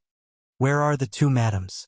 Yang Chendong's voice echoed in Yang Si's ears as he walked towards the inner courtyard. Second madam, fourth madam, and seventh sister are all in the inner courtyard. All right, I got it. Yang Chendong's voice was heard again, but his figure had already disappeared after he finished speaking. In the inner courtyard, two madams and a young lady were holding their daggers tightly with nervous expressions. They looked as if they were saying, Don't mess with me, otherwise, I'll stab you with my dagger. The only one who was relaxed was Jiang Ping. Her gaze was deep and her face was filled with determination. At this moment, she was already prepared to die. Her duty was to protect the safety of the two madams. If she could not do this, then she would not let the two madams be carried by others. She would first help the two madams complete their original destiny. Then she would fight the enemy to the last drop of blood, and then go to the ground to accompany the two madams. This was her destiny. 2 years ago, when she and her sister Taidie appeared in the Yang Academy, their destiny was already set. Jiang Ping had already prepared for this day. Although she hadn't seen her sister for more than a year, the two of them could still write letters to each other. In her letters, Taidie couldn't mention the name of Crimson City and some things that happened there. This was a rule. However, she told Jiang Ping in her letters that the sixth young master was doing something groundbreaking, and this path was destined to be full of thorns and dangers. They were fortunate enough to be able to participate in this matter. It was something to be proud of, but at the same time it was also very dangerous. They had to be prepared to sacrifice themselves and die at any time. Jiang Ping engraved these words in her heart. She thought that now was the time to fulfill these words. For this reason, The Browning pistol that Yang Chendong had personally given her had already been unlocked. She was ready to kill the enemy or even commit suicide at any time. This situation was getting closer and closer as the sound of footsteps suddenly came from outside the door. The footsteps came in an orderly manner, as if they were stepping on a drum. Every time they landed, the emotions of the women in the room would be stirred. They all raised their heads and looked outside the door, waiting for the judgment of fate. The sound got closer and closer, and the atmosphere became more and more tense. For some reason, at this moment, even Jiang Ping felt a powerful pressure. Instinctively, she held the Browning pistol in her hand and aimed it outside the door.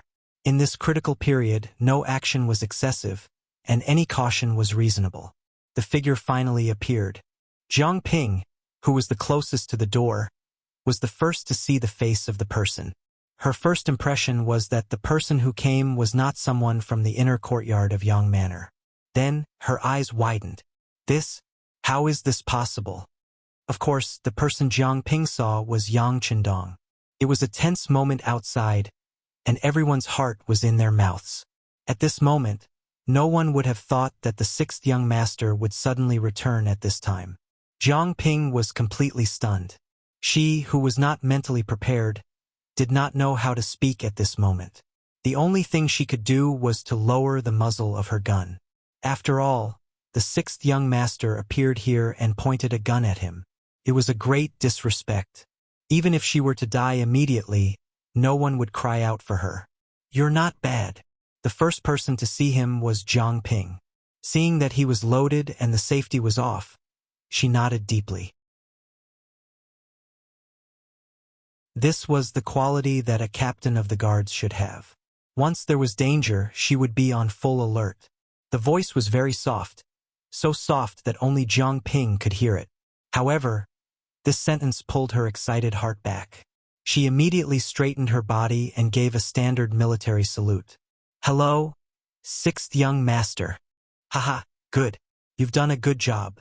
Now you can go out and wait." He came in front of Jiang Ping and patted her shoulder to express his gratitude. At this time, the room was so silent that you could hear a pin drop. Chao Yin, Lady Xiong, and Yang Duo were staring at the person who came in. They looked at the tall figure and the confident smile. Jiang Ping had already walked out without them noticing. When only the four of them were left in the room, Chao Yin suddenly burst into tears. The dagger in her hand also fell to the ground at this moment, causing a very crisp sound. Then, her beautiful figure quickly ran over and plunged into Yang Chendong's arms. "Young master, you're back." After following Yang Chendong for so long, Chao Yin was still more used to calling him young master and not husband. Opening his arms and welcoming Chao Yin into his embrace, Yang Chendong stretched out his arm and patted the other's back. He comforted her and said, "I'm back. Everything is over. No one will threaten your safety in the future." As he spoke, Yang Chendong looked at the 3 daggers that fell to the ground. At this moment, he had a smile on his face, but he was a little angry in his heart. Although the Beiming imperial court didn't do anything to the Yang family village, looking at everything that happened now, the invisible pressure was still very huge. He actually dared to make his woman worry. Just based on this, he was afraid that he would have to take out a few heads to vent his anger. After Chao Yin, 4th Madame Xiang also ran over and also burrowed into Yang Chendong's white arms. Then, the 2 women broke into tears and laughed. They laughed and cried and laughed again. At this moment, they completely expressed the worries that had been suppressed in the bottom of their hearts. In this regard, other than continuously patting their backs, Yang Chendong could only reveal a bitter smile as he looked at Yang Duo, who was standing 3 meters away. "Seventh sister, are you all right?" At this moment, Yang Duo's eyes were also filled with tears, but her face was full of smiles. This little brother of hers had finally returned. She sighed and said, "Now that you're back, everything is fine. All right, I won't delay your reunion. I'll go to the kitchen to take a look and have them prepare delicious food. We must celebrate properly." Good, we have to celebrate properly. Thank you for your hard work, 7th sister." Yang Chendong also chuckled. He could only reveal such a straightforward smile in front of his sisters. Yang Duo also left. After waiting for there to be no one else in the room, Yang Chundong hugged one in each hand and kissed Xiao Yin and Lady Xiang's cheeks respectively. Then, he stretched out his finger and scratched the bridge of their noses. This kind of action was commonly used by Yang Chundong towards his beloved women. But it was this kind of action that immediately caused the two women's faces to turn red, like red apples. Speaking of which, ever since Yang Chundong entered the Nuergon Dusi region and entered the grasslands, he had not touched a woman. Now that the soft fragrance was in his arms, it was impossible for him not to feel anything. Even his body had already reacted, and he couldn't wait to do the two of them on the spot. However, Yang Chundong was still rational. He knew that there were still many people outside waiting for him to appear. Now was not the time to be sentimental. Xianger, I've made you worry this time. But don't worry. This time I'm here to take you away. In the future, such worrying things won't happen again. Ah, really? Hearing that Yang Chundong was going to take them away, both Xiao Yin and Lady Xiang's faces were filled with excitement. Of course, I don't think I've lied to you before. Looking at the two women's smiles from the bottom of their hearts, Yang Chundong also chuckled. About half an hour later, Yang Chundong walked out of the inner court and arrived in front of Beta Persei, Yang Si, and Yang Lu, who had been waiting for him. Come, let's go to the Yang Family Academy to take a look. The Yang Family Academy had long been prepared.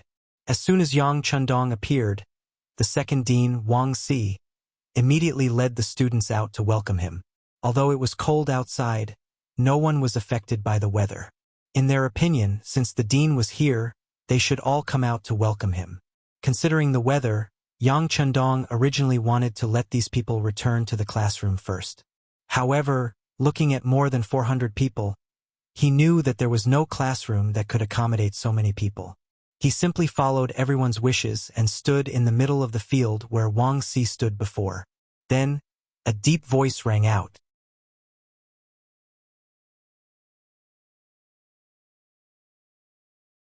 Chapter 792. Good, you all did well. As soon as they met, Yang Chundong praised everyone's performance. I've heard that you all thought there was an enemy invasion and were even prepared to fight in close combat. This courage is very good, and it fully shows your loyalty to the academy. After receiving Yang Chundong's affirmation and praise, everyone's face was filled with excitement. But Yang Chundong was still praising everyone a moment ago, but then his tone changed and his face became much more serious. But what you did was wrong. Huh? Ah. These words were somewhat contradictory, and everyone was confused. Even the second dean, Wang Si, couldn't wrap his head around it for a while. But before they could figure out what was going on, Yang Chundong continued. What you did was a bit inappropriate, and the mistake was in your position. You are not ordinary soldiers. You are students of the Yang faction. You are even teachers. We are the most precious treasures. If anything happens to any one of you, I will feel heartache for a long time. If all 400 of you fight together against the enemy, you will not be able to avoid life and death. Won't I die of heartache then? Are you willing to see my heart shatter into pieces? Ha ha. The students and teachers who laughed at Yang Chundong's analogy finally understood the dean's words, and they all burst out laughing. Junko in the crowd was also laughing, but it was a different kind of laughter. It was a kind of laughter, as if she was blaming Yang Chundong for making such a joke at a time like this.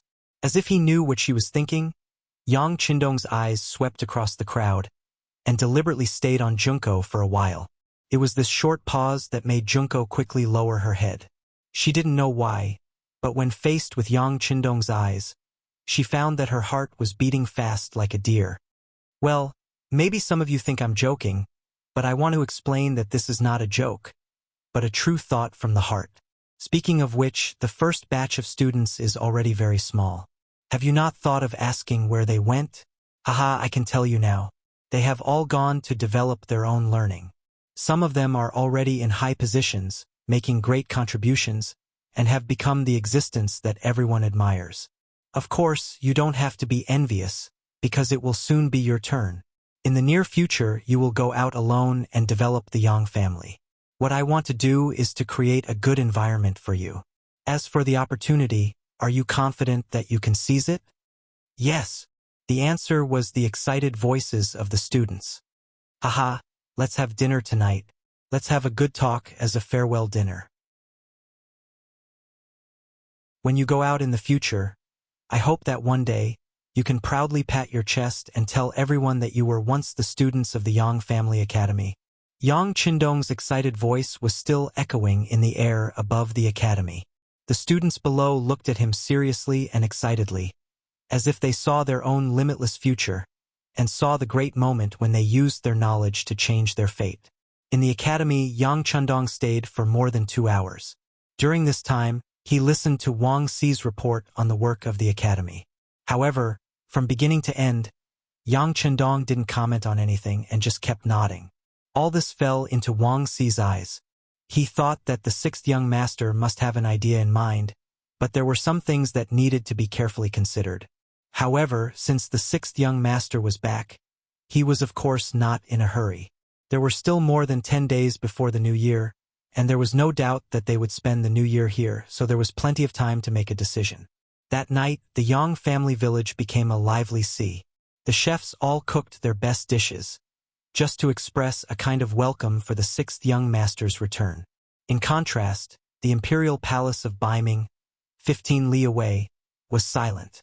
The embroidered uniform guards, who had always kept a close eye on the Yang manor, received the news as soon as Yang Qindong returned to the manor.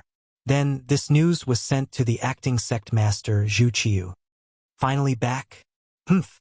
I want to see if you have made any progress after not seeing you for nearly 2 years. After taking a look at the report, he put it aside. Zhu Qiu also closed his eyes because of this. Hu Zhangning had already been arrested and put in prison. Although he hadn't been tortured because of the other party's identity, the arrest itself was a kind of attitude. Now, they just had to wait and see how Yang Qindong would break out of this situation. Would he resist forcefully, lower his head and admit defeat, or would he arrange for someone to break the prison? At the thought of breaking the prison, Zhu Qiu couldn't sit still. He slowly opened his eyes and looked at Jining, who was standing beside him, and asked, "The security of the prison?" Of course, Jining knew what Zhu Qiu was asking about. Without waiting for him to finish, he answered, "Your Majesty, please don't worry. The embroidered uniform guards have a large number of people lying in ambush there. Unless you don't come, you will be walking right into the trap." Hearing that there was already an arrangement there, Zhu Qiu nodded in satisfaction. He closed his eyes again and sank into deep thought. To be honest, among the Ming dynasty emperors, whether it was Zhu Qizhen or Zhu Qiu, they were not incapable rulers. They had even worked hard to strengthen the Ming dynasty. Compared to some of the later Ming dynasty emperors, they were already qualified and could even achieve good results. Unfortunately, they were born at the wrong time. They met Yang Qindong, who had a large warehouse. This meant that their dream of strengthening the Ming dynasty could not be realized. Now, what they needed to see was how long they could hold on. Or, in the end, whether the Ming dynasty would disappear silently or be defeated fiercely under resistance. Yang Qindong had long since made up his mind about this matter. The Ming dynasty was made up of Han people as the foundation.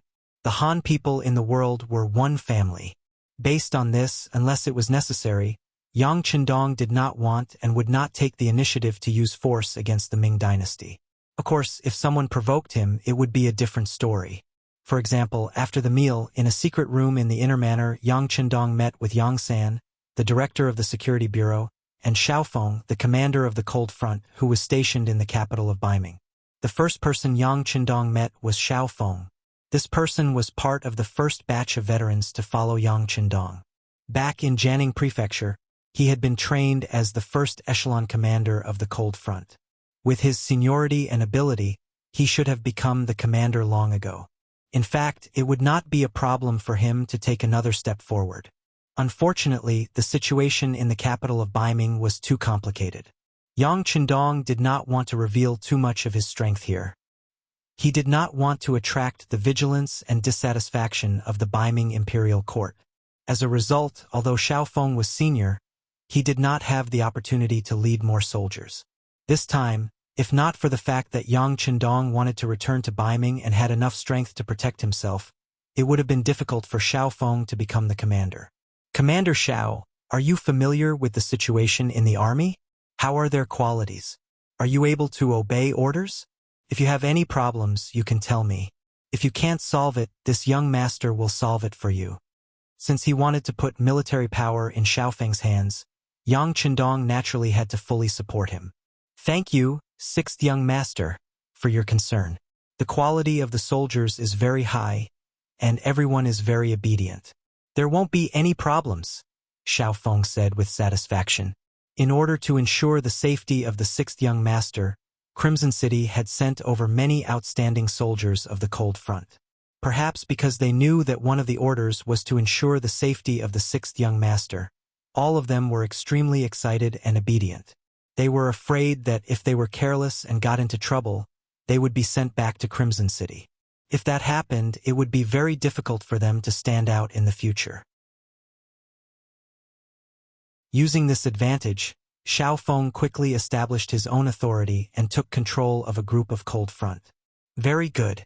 Since you have control of the army, you must always have a string in your heart.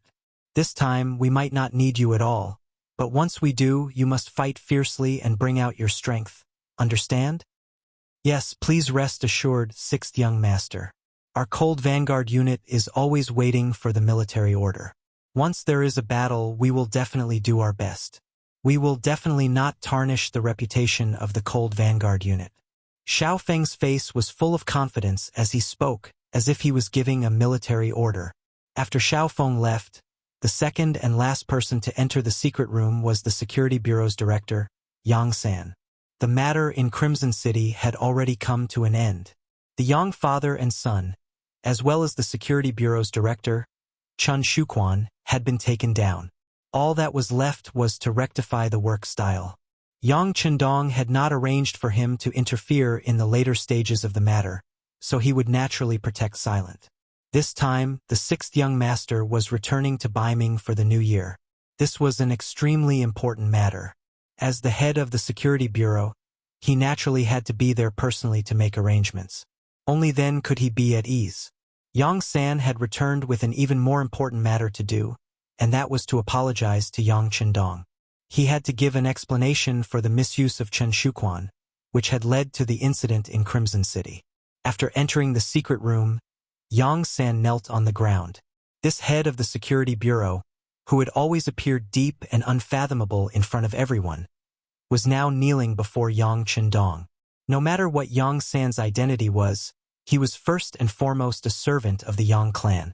Just based on this kneeling was nothing. Yang Chendong had no intention of letting Yang San get up immediately.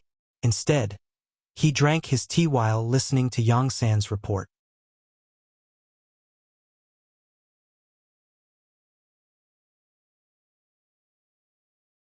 Chapter 793.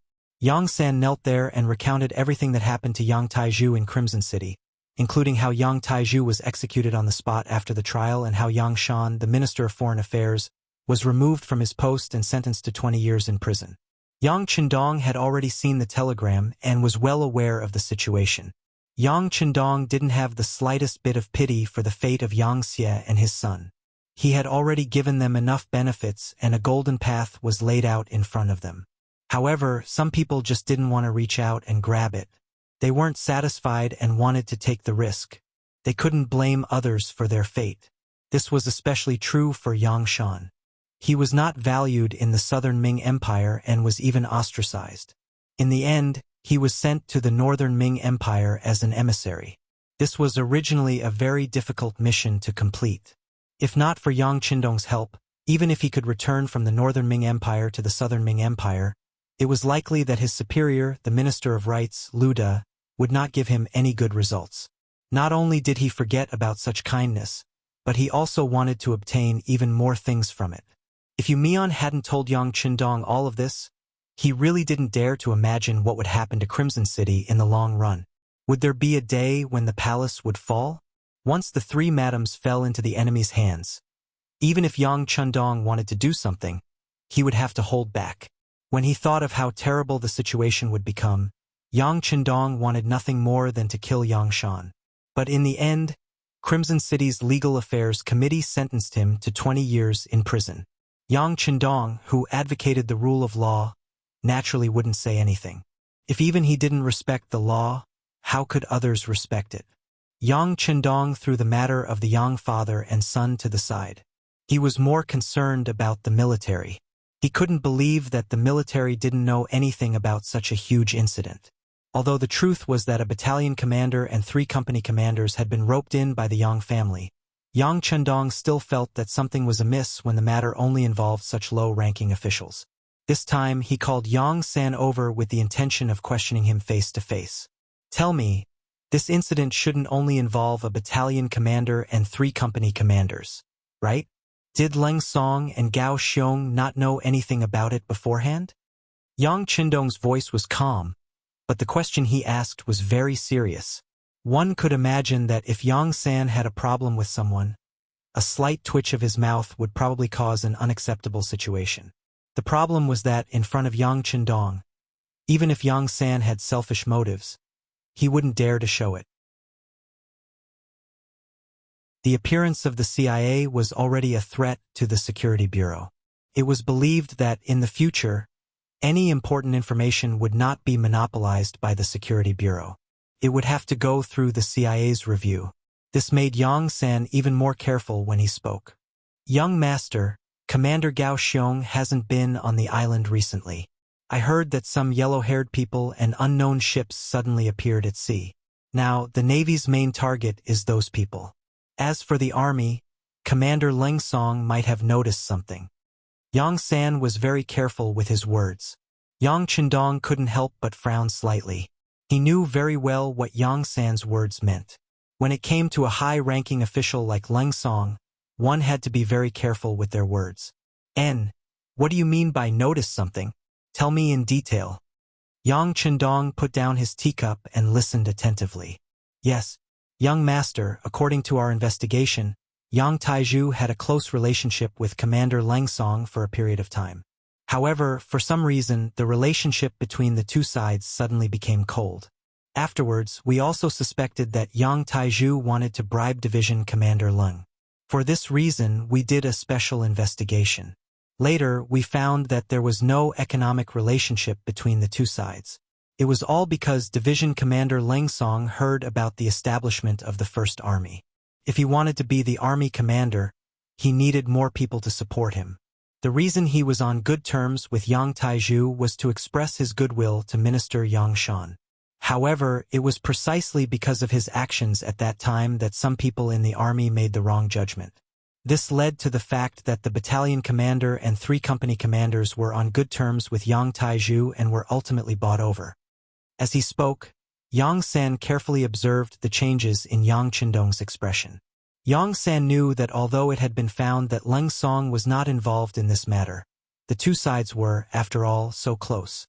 Could it be that he had already discovered the problem with Yang Taizhu during that incident? However, considering that he still needed Department Head Yang Shan to speak for him in the future, he pretended not to see it. Although this was an analysis, there was still a high possibility that it was true. If it wasn't for the fact that the Security Bureau only had suspicions and had no evidence, they would have really taken action. Although a division commander had a high position and power, if he was really involved, the Security Bureau would not be lenient when they took him down. Yang Qindong listened attentively. These were things that were not mentioned in the previous telegram. After all, what was said in the telegram had to be verified, and such guesses and assumptions would not be written in it. Otherwise, once the news was leaked, wouldn't it hurt some people's hearts and cause some unnecessary chaos? He digested what Yang Sen said in his heart. He knew that it was true that the Security Bureau did not have evidence, but such guesses were very likely to exist. If he were in Leng Song's position, would he make the same choice? Sigh. It's all because of fame and fortune. After sighing in his heart, Yang Qindong let out such a sigh after a long time. When they first followed Yang Qindong, everyone was thinking about how to make their lives better. Slowly, as Yang Xie continued to grow, This kind of thinking had undergone a substantial change. It turned into wanting to do something big together, and then it evolved into the current struggle for power and profit. This might be a common problem after becoming powerful, but Yang Chendong really didn't want the brothers who followed him from the beginning to fall behind because of this. He thought that one day, when he became successful and famous, those brothers who followed him from the beginning would still be able to stand by his side. That would be a matter of great merit and virtue.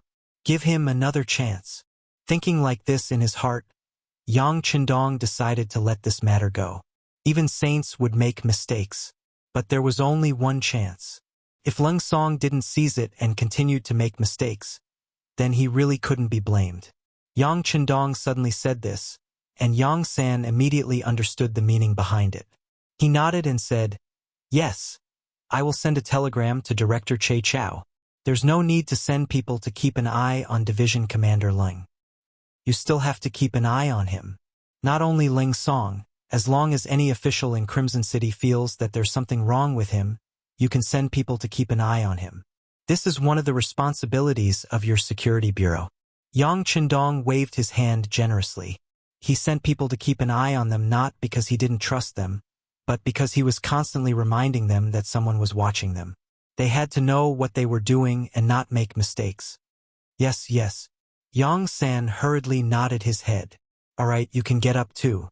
Yang Chendong saw that Yang San had also knelt for a while. The punishment and reminder had been used, so he gestured for him to get up. Since the sixth young master gestured for him to get up, Yang San had to stand up. He immediately nodded his head and got up. Just as he steadied himself, Yang Chendong spoke again. "How's Little Yu's rectification campaign going?" "Sixth young master, it's been done very well. We've already found many problematic officials. Those who should be punished were punished, and those who should be fired were fired.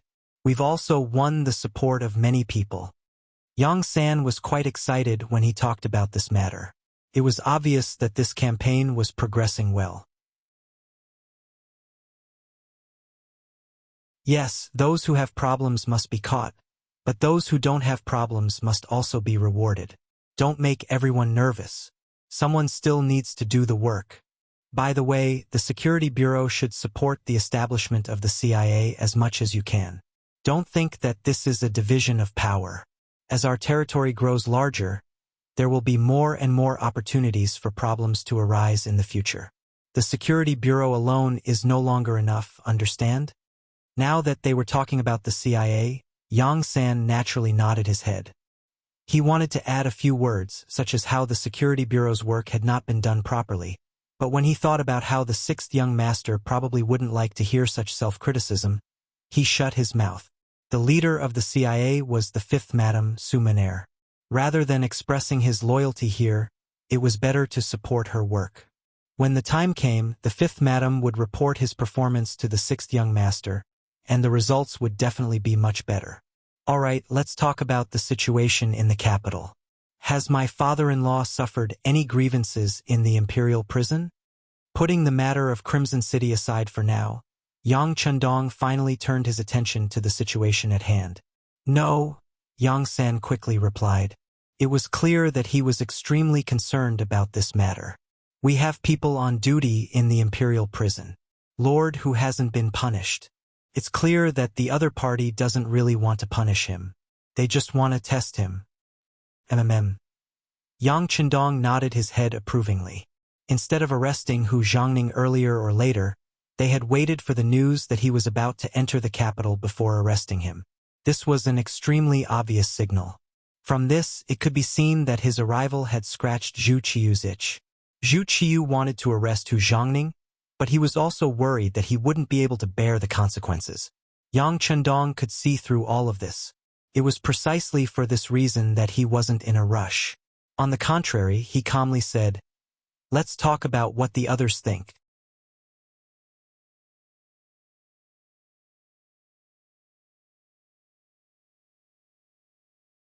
Chapter 794.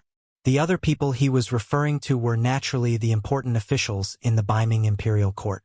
In the Ming dynasty, where the group of scholars was very powerful, the emperor often had to look at their faces when doing things. Many times, their attitude was extremely important and could decide many things. They are smart. Most of them did not express their opinions. Yang San had already grasped some of the relevant information. Although the current Security Bureau could not arrange spies in every important official's home, they could still grasp the general situation through various methods. Thinking about it, the people who were caught this time can be considered to be part of their group. Yang Chendong chuckled. He would not forget that his father-in-law, Hu Chongning, still had a good father. Hu Chongning was indeed an important force in the group of scholars. Based on this, those people would not hit him when he was down. Seeing that the young master had thought of everything, Yang San swallowed the words he wanted to remind him. He knew that the young master's thoughts were deep and would definitely counterattack. So he asked tentatively, "Young master, when are you going to make your move? Are you ready?" "Yes, young master. Everything is ready for you. I'm just waiting for your order," Yang San said confidently this time. Very good. Yang Chendong was satisfied with Yang San's performance. When he was on his way, he had received the news of Hu Chongning's arrest from the Security Bureau. Since the other party had already made their move, how could he not be prepared? Were they trying to test him? Then he would give a response so that it would not be too boring for one person to perform a one-man show. "Wait for my news. This time we will play with them." Yang Chendong's face revealed a slightly mocking smile. As soon as the news of his return spread out, Dai Zongma summoned the 7 important officials under him for a meeting. This matter was first passed to the ears of the Security Bureau through Su Yozhen's mouth, and then it was passed to the ears of the Security Bureau. Yang Chendong thought that all of this was very normal. Among the 7 important ministers, the grandson of the Minister of Appointments, Wang Zhi, followed him, and the granddaughter of the Minister of Rights, Hu Shao, married him. This meant that they would not give the emperor any ideas to deal with him. Perhaps when some matters involved their interests, they would make a move, but they would never go so far as to openly deal with him. On this point, Yang Chendong's mind was very clear. There was no such thing as an eternal friend or an eternal enemy. This saying was not wrong. As long as there was no conflict of interest, the two of them should be more biased towards him. There was no need to talk about the Minister of Justice, Su Yozhen. He was one of his own people, and their interests had long been tied together. He was the last person who would make a move against him. As a result, 3 out of the 7 were gone. As for the remaining 4 people, they might listen to Dai Zongji's words, but they did not have any personal enmity with him. In addition, before he left more than a year ago, he had dealt with the Minister of Justice, Yu Shiriwe. This was tantamount to a show of force, which was equivalent to ringing the alarm bell for them. When he had to deal with a person with all his strength, even the emperor could not protect him. This was very alarming. Unless it was necessary, they would not use all their strength to deal with him. Thinking about it this way, Dai Zong was really pitiful. None of the 7 important ministers could be used in this matter, and he could only personally go. Although it was not to the extent of going into battle with his bare arms, there were many things that he had to spend a lot of effort on. Thinking about the situation in the imperial court in Baiming, Yang Chendong was much more confident. Internally, there were elements of disunity. Externally, there was the illustrious reputation of the mercenaries on the battlefield. Yang Chendong, who already had the power to resist, believed that this trip to the capital of Baiming this time, although it seemed dangerous, was in fact far less difficult than everyone imagined. Otherwise, he would not have personally taken the risk. Go. This time, my safety is truly in the hands of the Bureau of Security. Yang Chendong made up his mind and slowly stood up. Young master, be at ease. We will do our best to ensure the safety of the young master.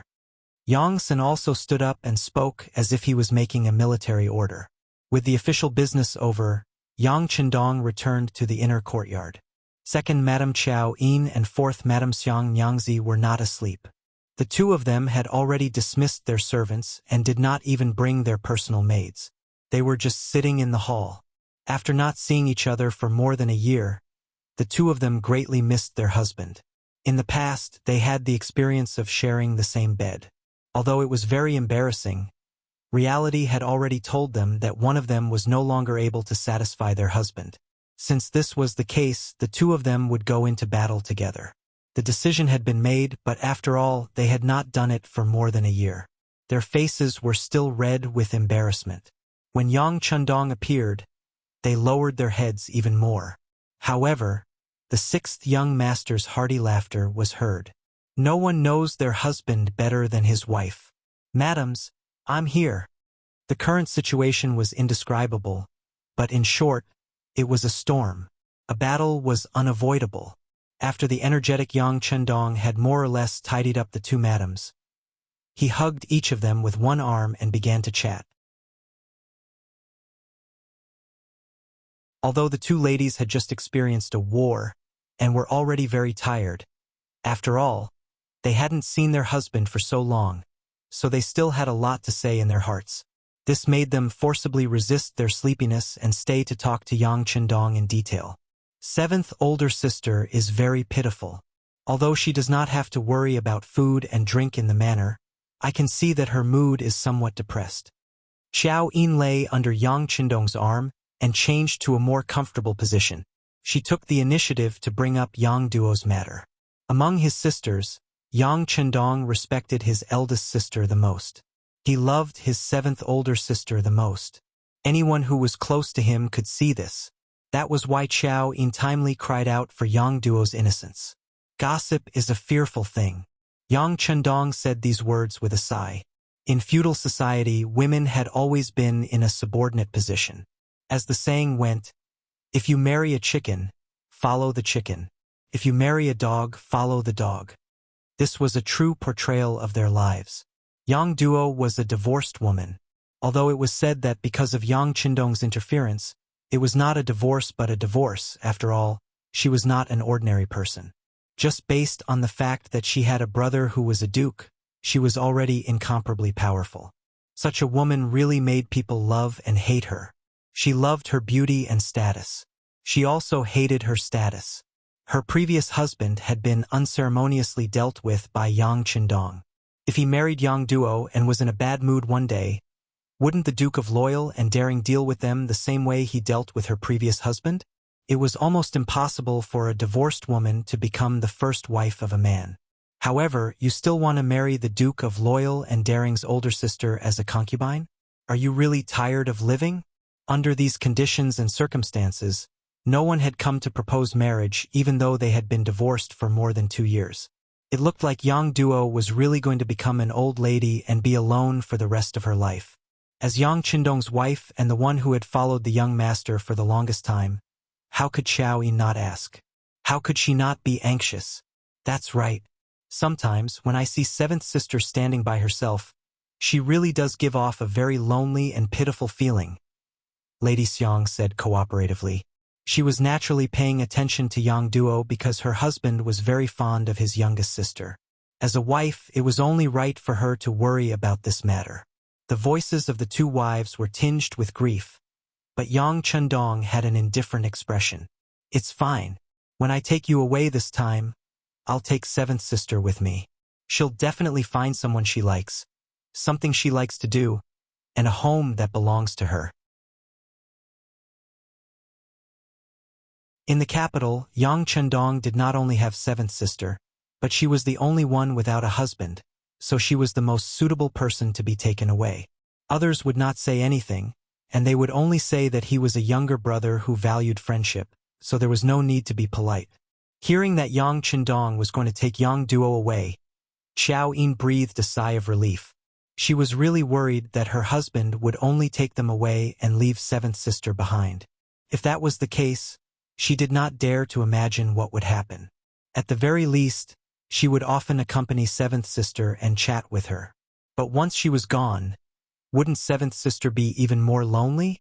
With Yang Duo's problem solved, a new one appeared. Husband, what are you going to do about Junko? You've left her here for more than 2 years. What are you going to do? That's right. Little sister Junko is also very beautiful. The fourth madam, Lady Xiang, began her act of leaving a gap, and then raised her head to look curiously at Yang Chundong who was lying beside her. When it came to Junko's matter, Yang Chundong naturally couldn't be as indifferent as when he was talking about seventh sister. From the bottom of his heart, Which man did not love beautiful women?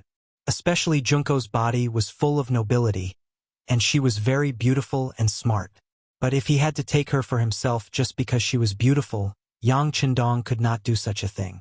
On the contrary, his heart was still very conflicted. He must conquer the Japanese Empire. This was not only a matter of the plan, but some things had already begun to be carried out secretly. The artillery had been sent out, and he heard that the other side was actively preparing. But because the matter was too big, if he did not have the confidence to succeed in one shot, he could not act rashly. This was why there was no decisive battle. The day when the Japanese Empire was in chaos would be the day when Yang Chendong would attack. At that time, how could he face Junko? He had destroyed her home, and now he wanted her to follow him wholeheartedly. Even though Yang Chendong was very confident in some aspects, he did not think that he could do it. With such a contradiction in his heart, Yang Chendong adopted an indifferent attitude towards Junko. With the idea of letting nature take its course, if the other party really wanted to stay, of course, he would welcome her. If the other party must leave, then he would let her go.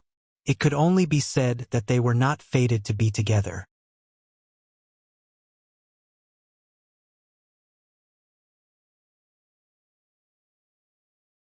Chapter 795. This time I'll be taking her with me. Once we're out of Baiming's territory, she'll be safe. At that time, I'll let her choose what path she wants to take. Yang Chendong took a deep breath and made a difficult decision. Is husband willing to part with her? Chao Yin asked playfully. She naturally didn't know what was on Yang Chendong's mind. She only thought that he wouldn't be able to throw away his face, which was why he came up with such an excuse. Yang Chendong naturally wouldn't explain too much. After all, he was well aware that sometimes it was impossible to reason with a woman. He laughed heartily and said, "It's been a long time since you've gone to the capital for a stroll. It's almost the new year, so it must be very lively. How about we go to the immortal abode for a drink tomorrow?" Sure enough, this method of replacing a tree with a flower was very effective. When they heard that Yang Chendong was going to take them to the capital, the two madams were extremely happy. Out of consideration for their safety, they had been cooped up in the Yang clan manor for a long time. Their hearts were already itching to fly out, not to mention that they would be accompanied by their husband. The two women immediately agreed. "All right, it's decided then. But a good night is worth 1,000 gold. Shouldn't we do something?" Yang Chendong, who had already rested enough, was starting to raise a certain part of his body. "Ah!" The two women cried out in shock and embarrassment. And then, you know what happened? After a busy night, the two madams were both lazing in bed the next morning. There was nothing they could do about it. After all, Yang Chendong was an animal. On the contrary, he got out of bed normally, and his expression was refreshed. First, he practiced military boxing 5 times in a row. Then, he ran 5 kilometers with the guards. When he returned to the manor for breakfast, he called for his wife to accompany him. The two of them whispered to each other for a long time, but outsiders didn't know what they were talking about. At 9 in the morning, the sun was already high in the sky. Only then did the two madams get out of bed with the help of their maids. After a simple bowl of porridge, they began to put on their disguises. Another hour passed, and when the clock struck 10:15, the two women boarded the largest carriage in the manor. Together with Yang Chendong, they set off for the capital 15 li away. Of course, this carriage was different. The first carriage with shock absorbers had followed Yang Chendong, first madam, and third madam to the southern Ming dynasty. This carriage was the latest one, and it was more luxurious than the previous one. The wheels of the carriage were not the commonly used wooden wheels, but leather wheels that seemed to have been modified from rubber. There were also many shock absorbers added. The interior of the carriage was also much larger, and there were even many thin fabrics placed in the inner layer of the carriage. This would not increase the weight of the carriage, and in case someone attacked with a bow or even a gun, it would be able to defend against arrows and bullets. The carriage left the Yang family manor, accompanied by the 2 guards and more than 100 black cavalry. Unlike yesterday, the Wolf Fong special forces and ghost shadow snipers were nowhere to be seen.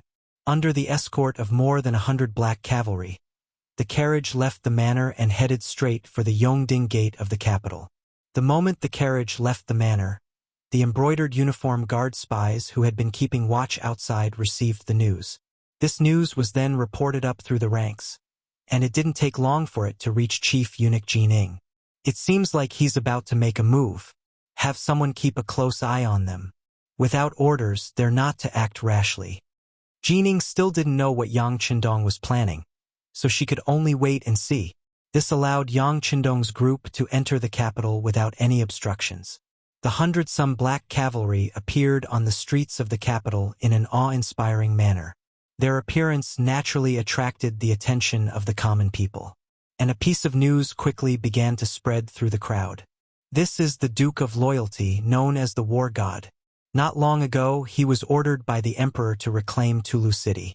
I heard that just the Mongol cavalry alone killed over 10,000 people and saved countless of our Han people. An elegant young master stood in the crowd and told the news he knew. What? There was such a thing?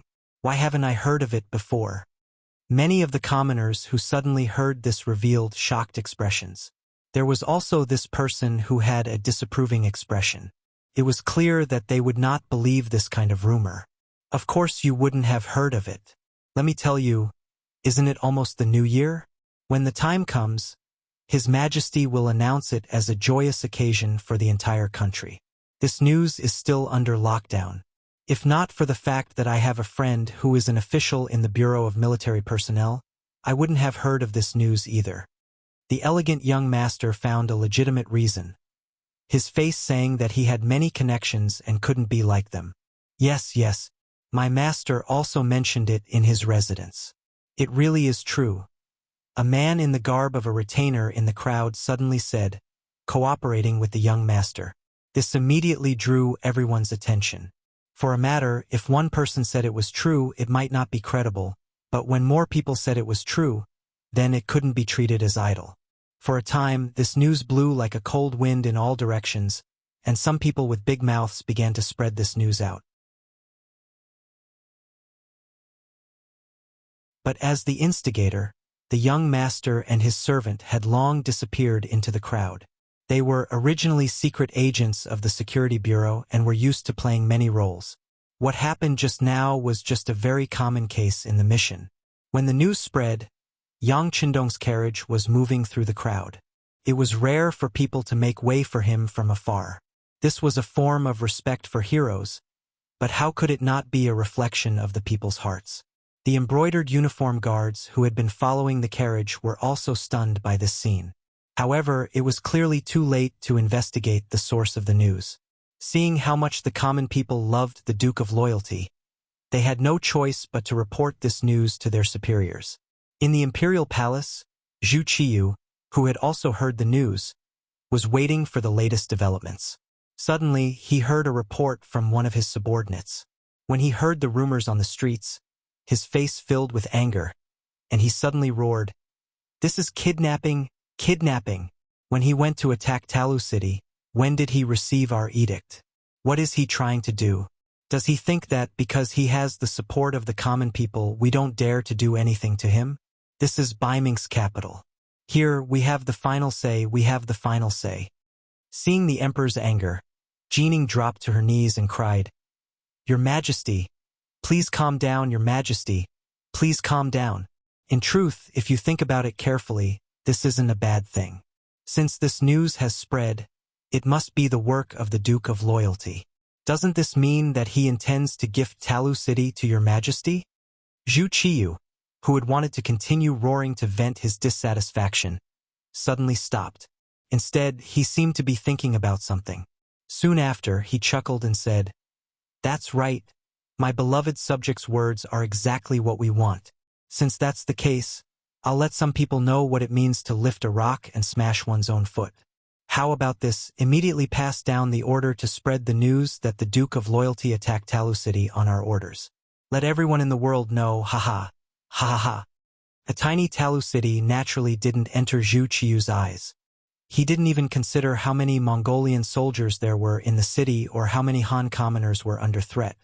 His reputation was nothing more than a good reputation, a good reputation for daring to face the Mongols and raising the morale of the people. Your Majesty is wise. Jin Ing hurriedly flattered. The delighted Zhu Qiu laughed heartily as he made his way to the harem. He wanted to share this good news with the Empress and the imperial concubines. As for Yang Chendong, he trusted that the embroidered uniform guard was keeping an eye on him to see if anything had happened. After the decree was issued, news quickly spread throughout the city that Baiming had taken Talu City and that the Han commoners there had been rescued. The commoners were overjoyed when they heard this news. After all, they had always retreated and avoided the Mongol army of the steppe. They rarely took the initiative to attack, let alone take down a city, kill the Mongol soldiers, and rescue the commoners. This news caused the atmosphere of the new year to become even more lively. Some of the wealthier commoners even set off firecrackers in the streets, as if the entire country was celebrating. In this celebratory atmosphere, Yang Chendong's group arrived outside the immortal abode. The manager in charge of the place came out to welcome them, leading them to the best box in the immortal abode, the Sky Room 1. It was almost the new year, and Baiming seemed to be celebrating the prosperity of the country. The capital was bustling with activity, and the business of the immortal abode was getting better and better. Over the past 3 years, more and more merchants and officials had joined the immortal abode. Gradually, the immortal abode became the most luxurious place in the city. It was as if an important friend had come, and if they didn't treat him to a meal, they would be neglecting him. In this atmosphere, the mark of the Yang clan on the immortal abode grew increasingly faint. In the immortal abode, Yang Chendong's group entered a private room and sat down. In a residence 3 streets away from the immortal abode, a vigorous youth pushed open the door and entered. When he saw the official seated in the main hall, he dropped to his knees and said, "This lowly one, Chun Gua, pays respects to my lord. My lord, this person is called Chun Gua. He is very clever." An embroidered uniform guard official whispered into the official's ear.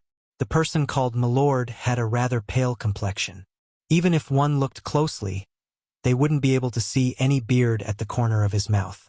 With this insignia, his identity was obvious. He was most likely a eunuch. Eunuchs that the embroidered uniform guard tried to curry favor with tended to have great backgrounds. This was indeed the case. This person's surname was Jin, but his given name was incomplete. He was one of the adopted sons of Jin Ing, the great eunuch of the ceremony bureau. The 13 Swords Shen Kuan, who had tried to assassinate Yang Chendong in the south, had been sent by this person.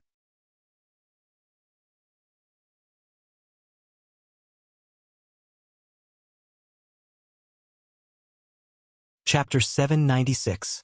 It was a pity that Yang Chendong was stronger, and in the end, Shen Kuan died in battle. However, because of this matter, Jin Buchuan was hated by the Security Bureau. If it wasn't for Yang Chendong saying that he would personally take care of this person, he would already be a cold corpse.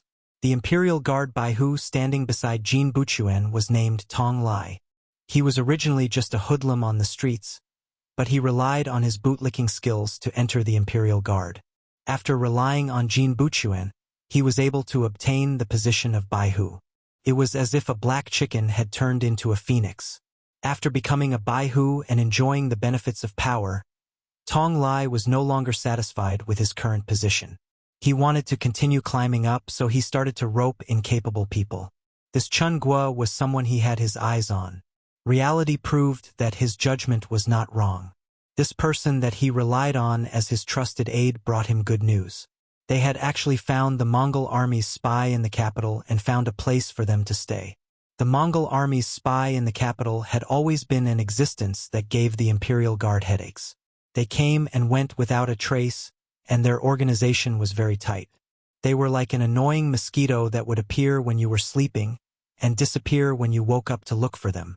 For this matter, the Imperial Guard had used a lot of manpower and resources, but the results were not what they wanted. Now, they had actually found traces of them and even locked onto their specific location. How could this news not make them excited? Seeing Chun Gua appear, it was as if he had seen power and gold. Tong Lai anxiously asked, "Did you find where they are staying? Did they find you?" We've been changing people to follow them back to the Baihu so they did not find us. Right now, we still have my brother outside keeping watch." Chun Gua answered as expected. She then raised her head and smiled, as if she was asking for a reward. Jin Buchuan saw this and a trace of disdain appeared in his eyes. People like this only wanted money and power. There was no loyalty in relying on people like this. However, these people were often the best targets to be used because they would do anything for money. It was this appearance that made Jin Buchuan's heart calm down.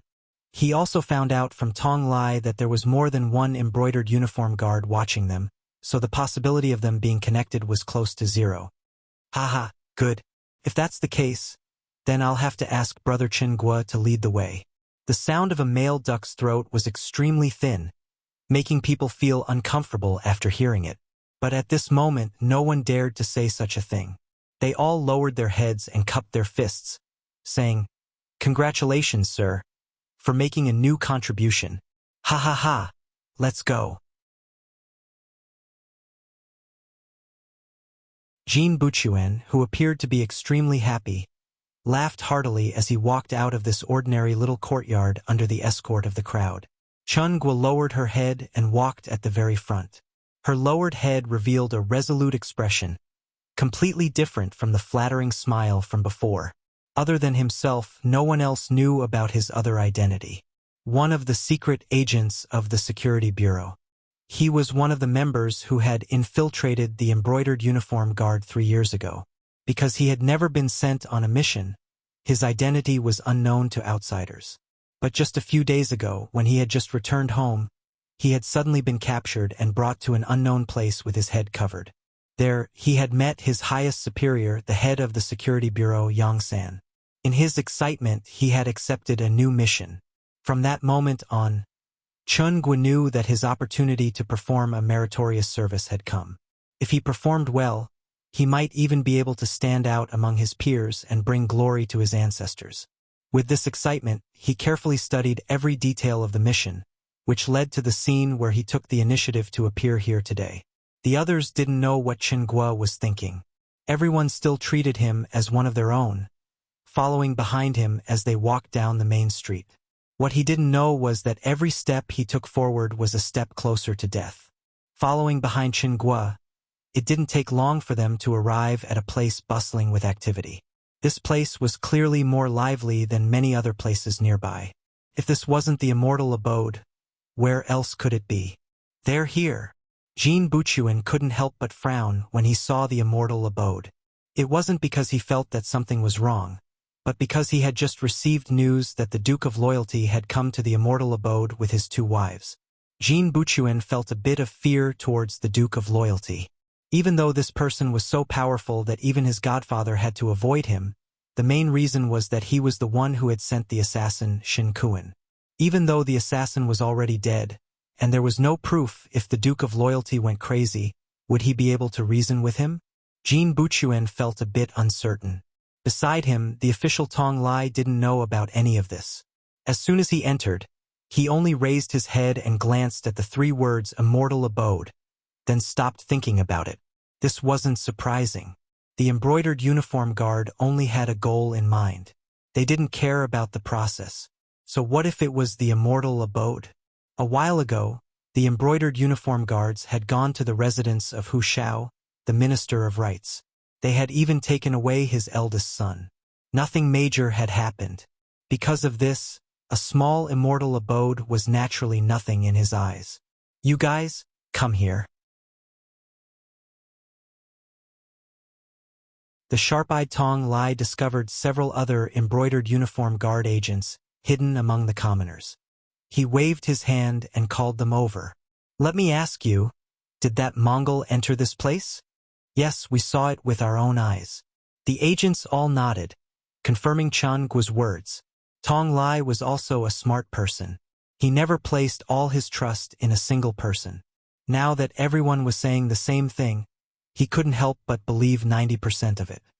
"Alright, since that's the case, Chen Gua and you two come with me. I want to confirm it." Tong Lai was a very careful person. Even though Jin Buchuan was here, he wasn't afraid of the immortal abode's powerful background. However, if he didn't have conclusive evidence, he wouldn't make a move so casually. After all, there were many officials who ate here every day. Any small matter that happened here could turn into a huge matter. Jin Buchuan saw Tong Lai's cautiousness and felt extremely gratified. He really was worried that this person would charge in without a care. If that happened, not only would they fail to catch the person, they would also get themselves into trouble. Very good. Go ahead. As long as you confirm that the person we're looking for is here, even if it's the immortal abode, it doesn't matter. We can still catch the person here. If anyone dares to obstruct us, we'll punish them for the same crime. Jin Buchuan's words made Tong Lai extremely excited. This meant that he had a backer now. He hurriedly nodded. Rest assured, sir. Just wait here for my good news. Let's go. Tong Lai led Chen Guo and his other brother into the immortal abode just like that. As soon as they entered, Chen Guo flashed a membership card. Even though it was the lowest level, it was still like a pass. No one stopped them. Seeing that Chen Guo had even prepared a membership card, Tong Lai couldn't help but nod his head in approval. Then, the three of them directly went upstairs.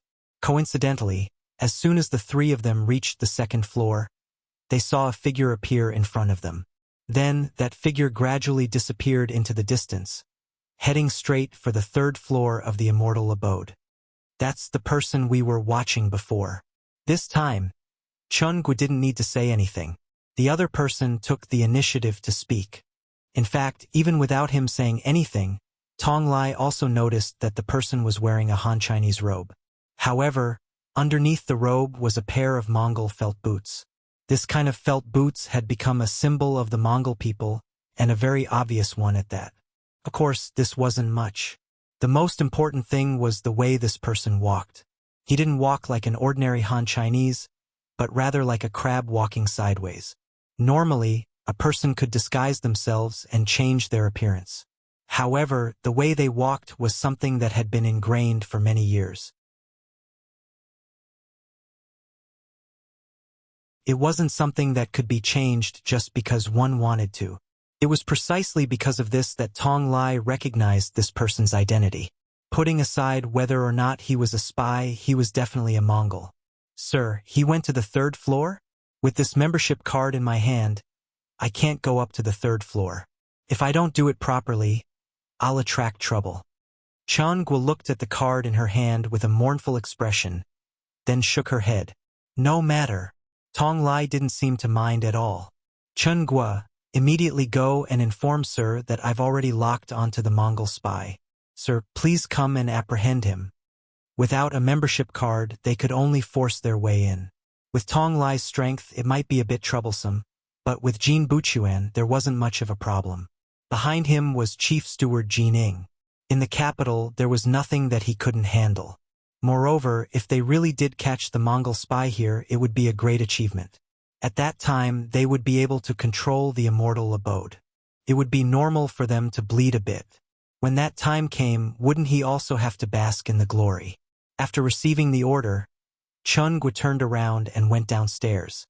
At this point, she knew that the plan was already more than half complete. Tong Lai didn't have to wait for long. Soon, Jin Buchuan led the 8 embroidered uniform guards up to the second floor. Unlike Chen Guo, he rushed up the stairs with the embroidered uniform guard token in hand. As such, he attracted quite a few of the immortal abode staff members. Sir, everyone here is a guest.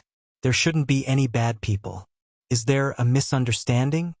One of the immortal abode staff members said with an apologetic smile as he led 2 young men to the second floor. It seemed like they were going to stop Jin Buchuan from taking action here. You're tuning in to the Journey of the Soul YouTube channel. Don't forget to subscribe and join us on this journey to catch the most captivating stories.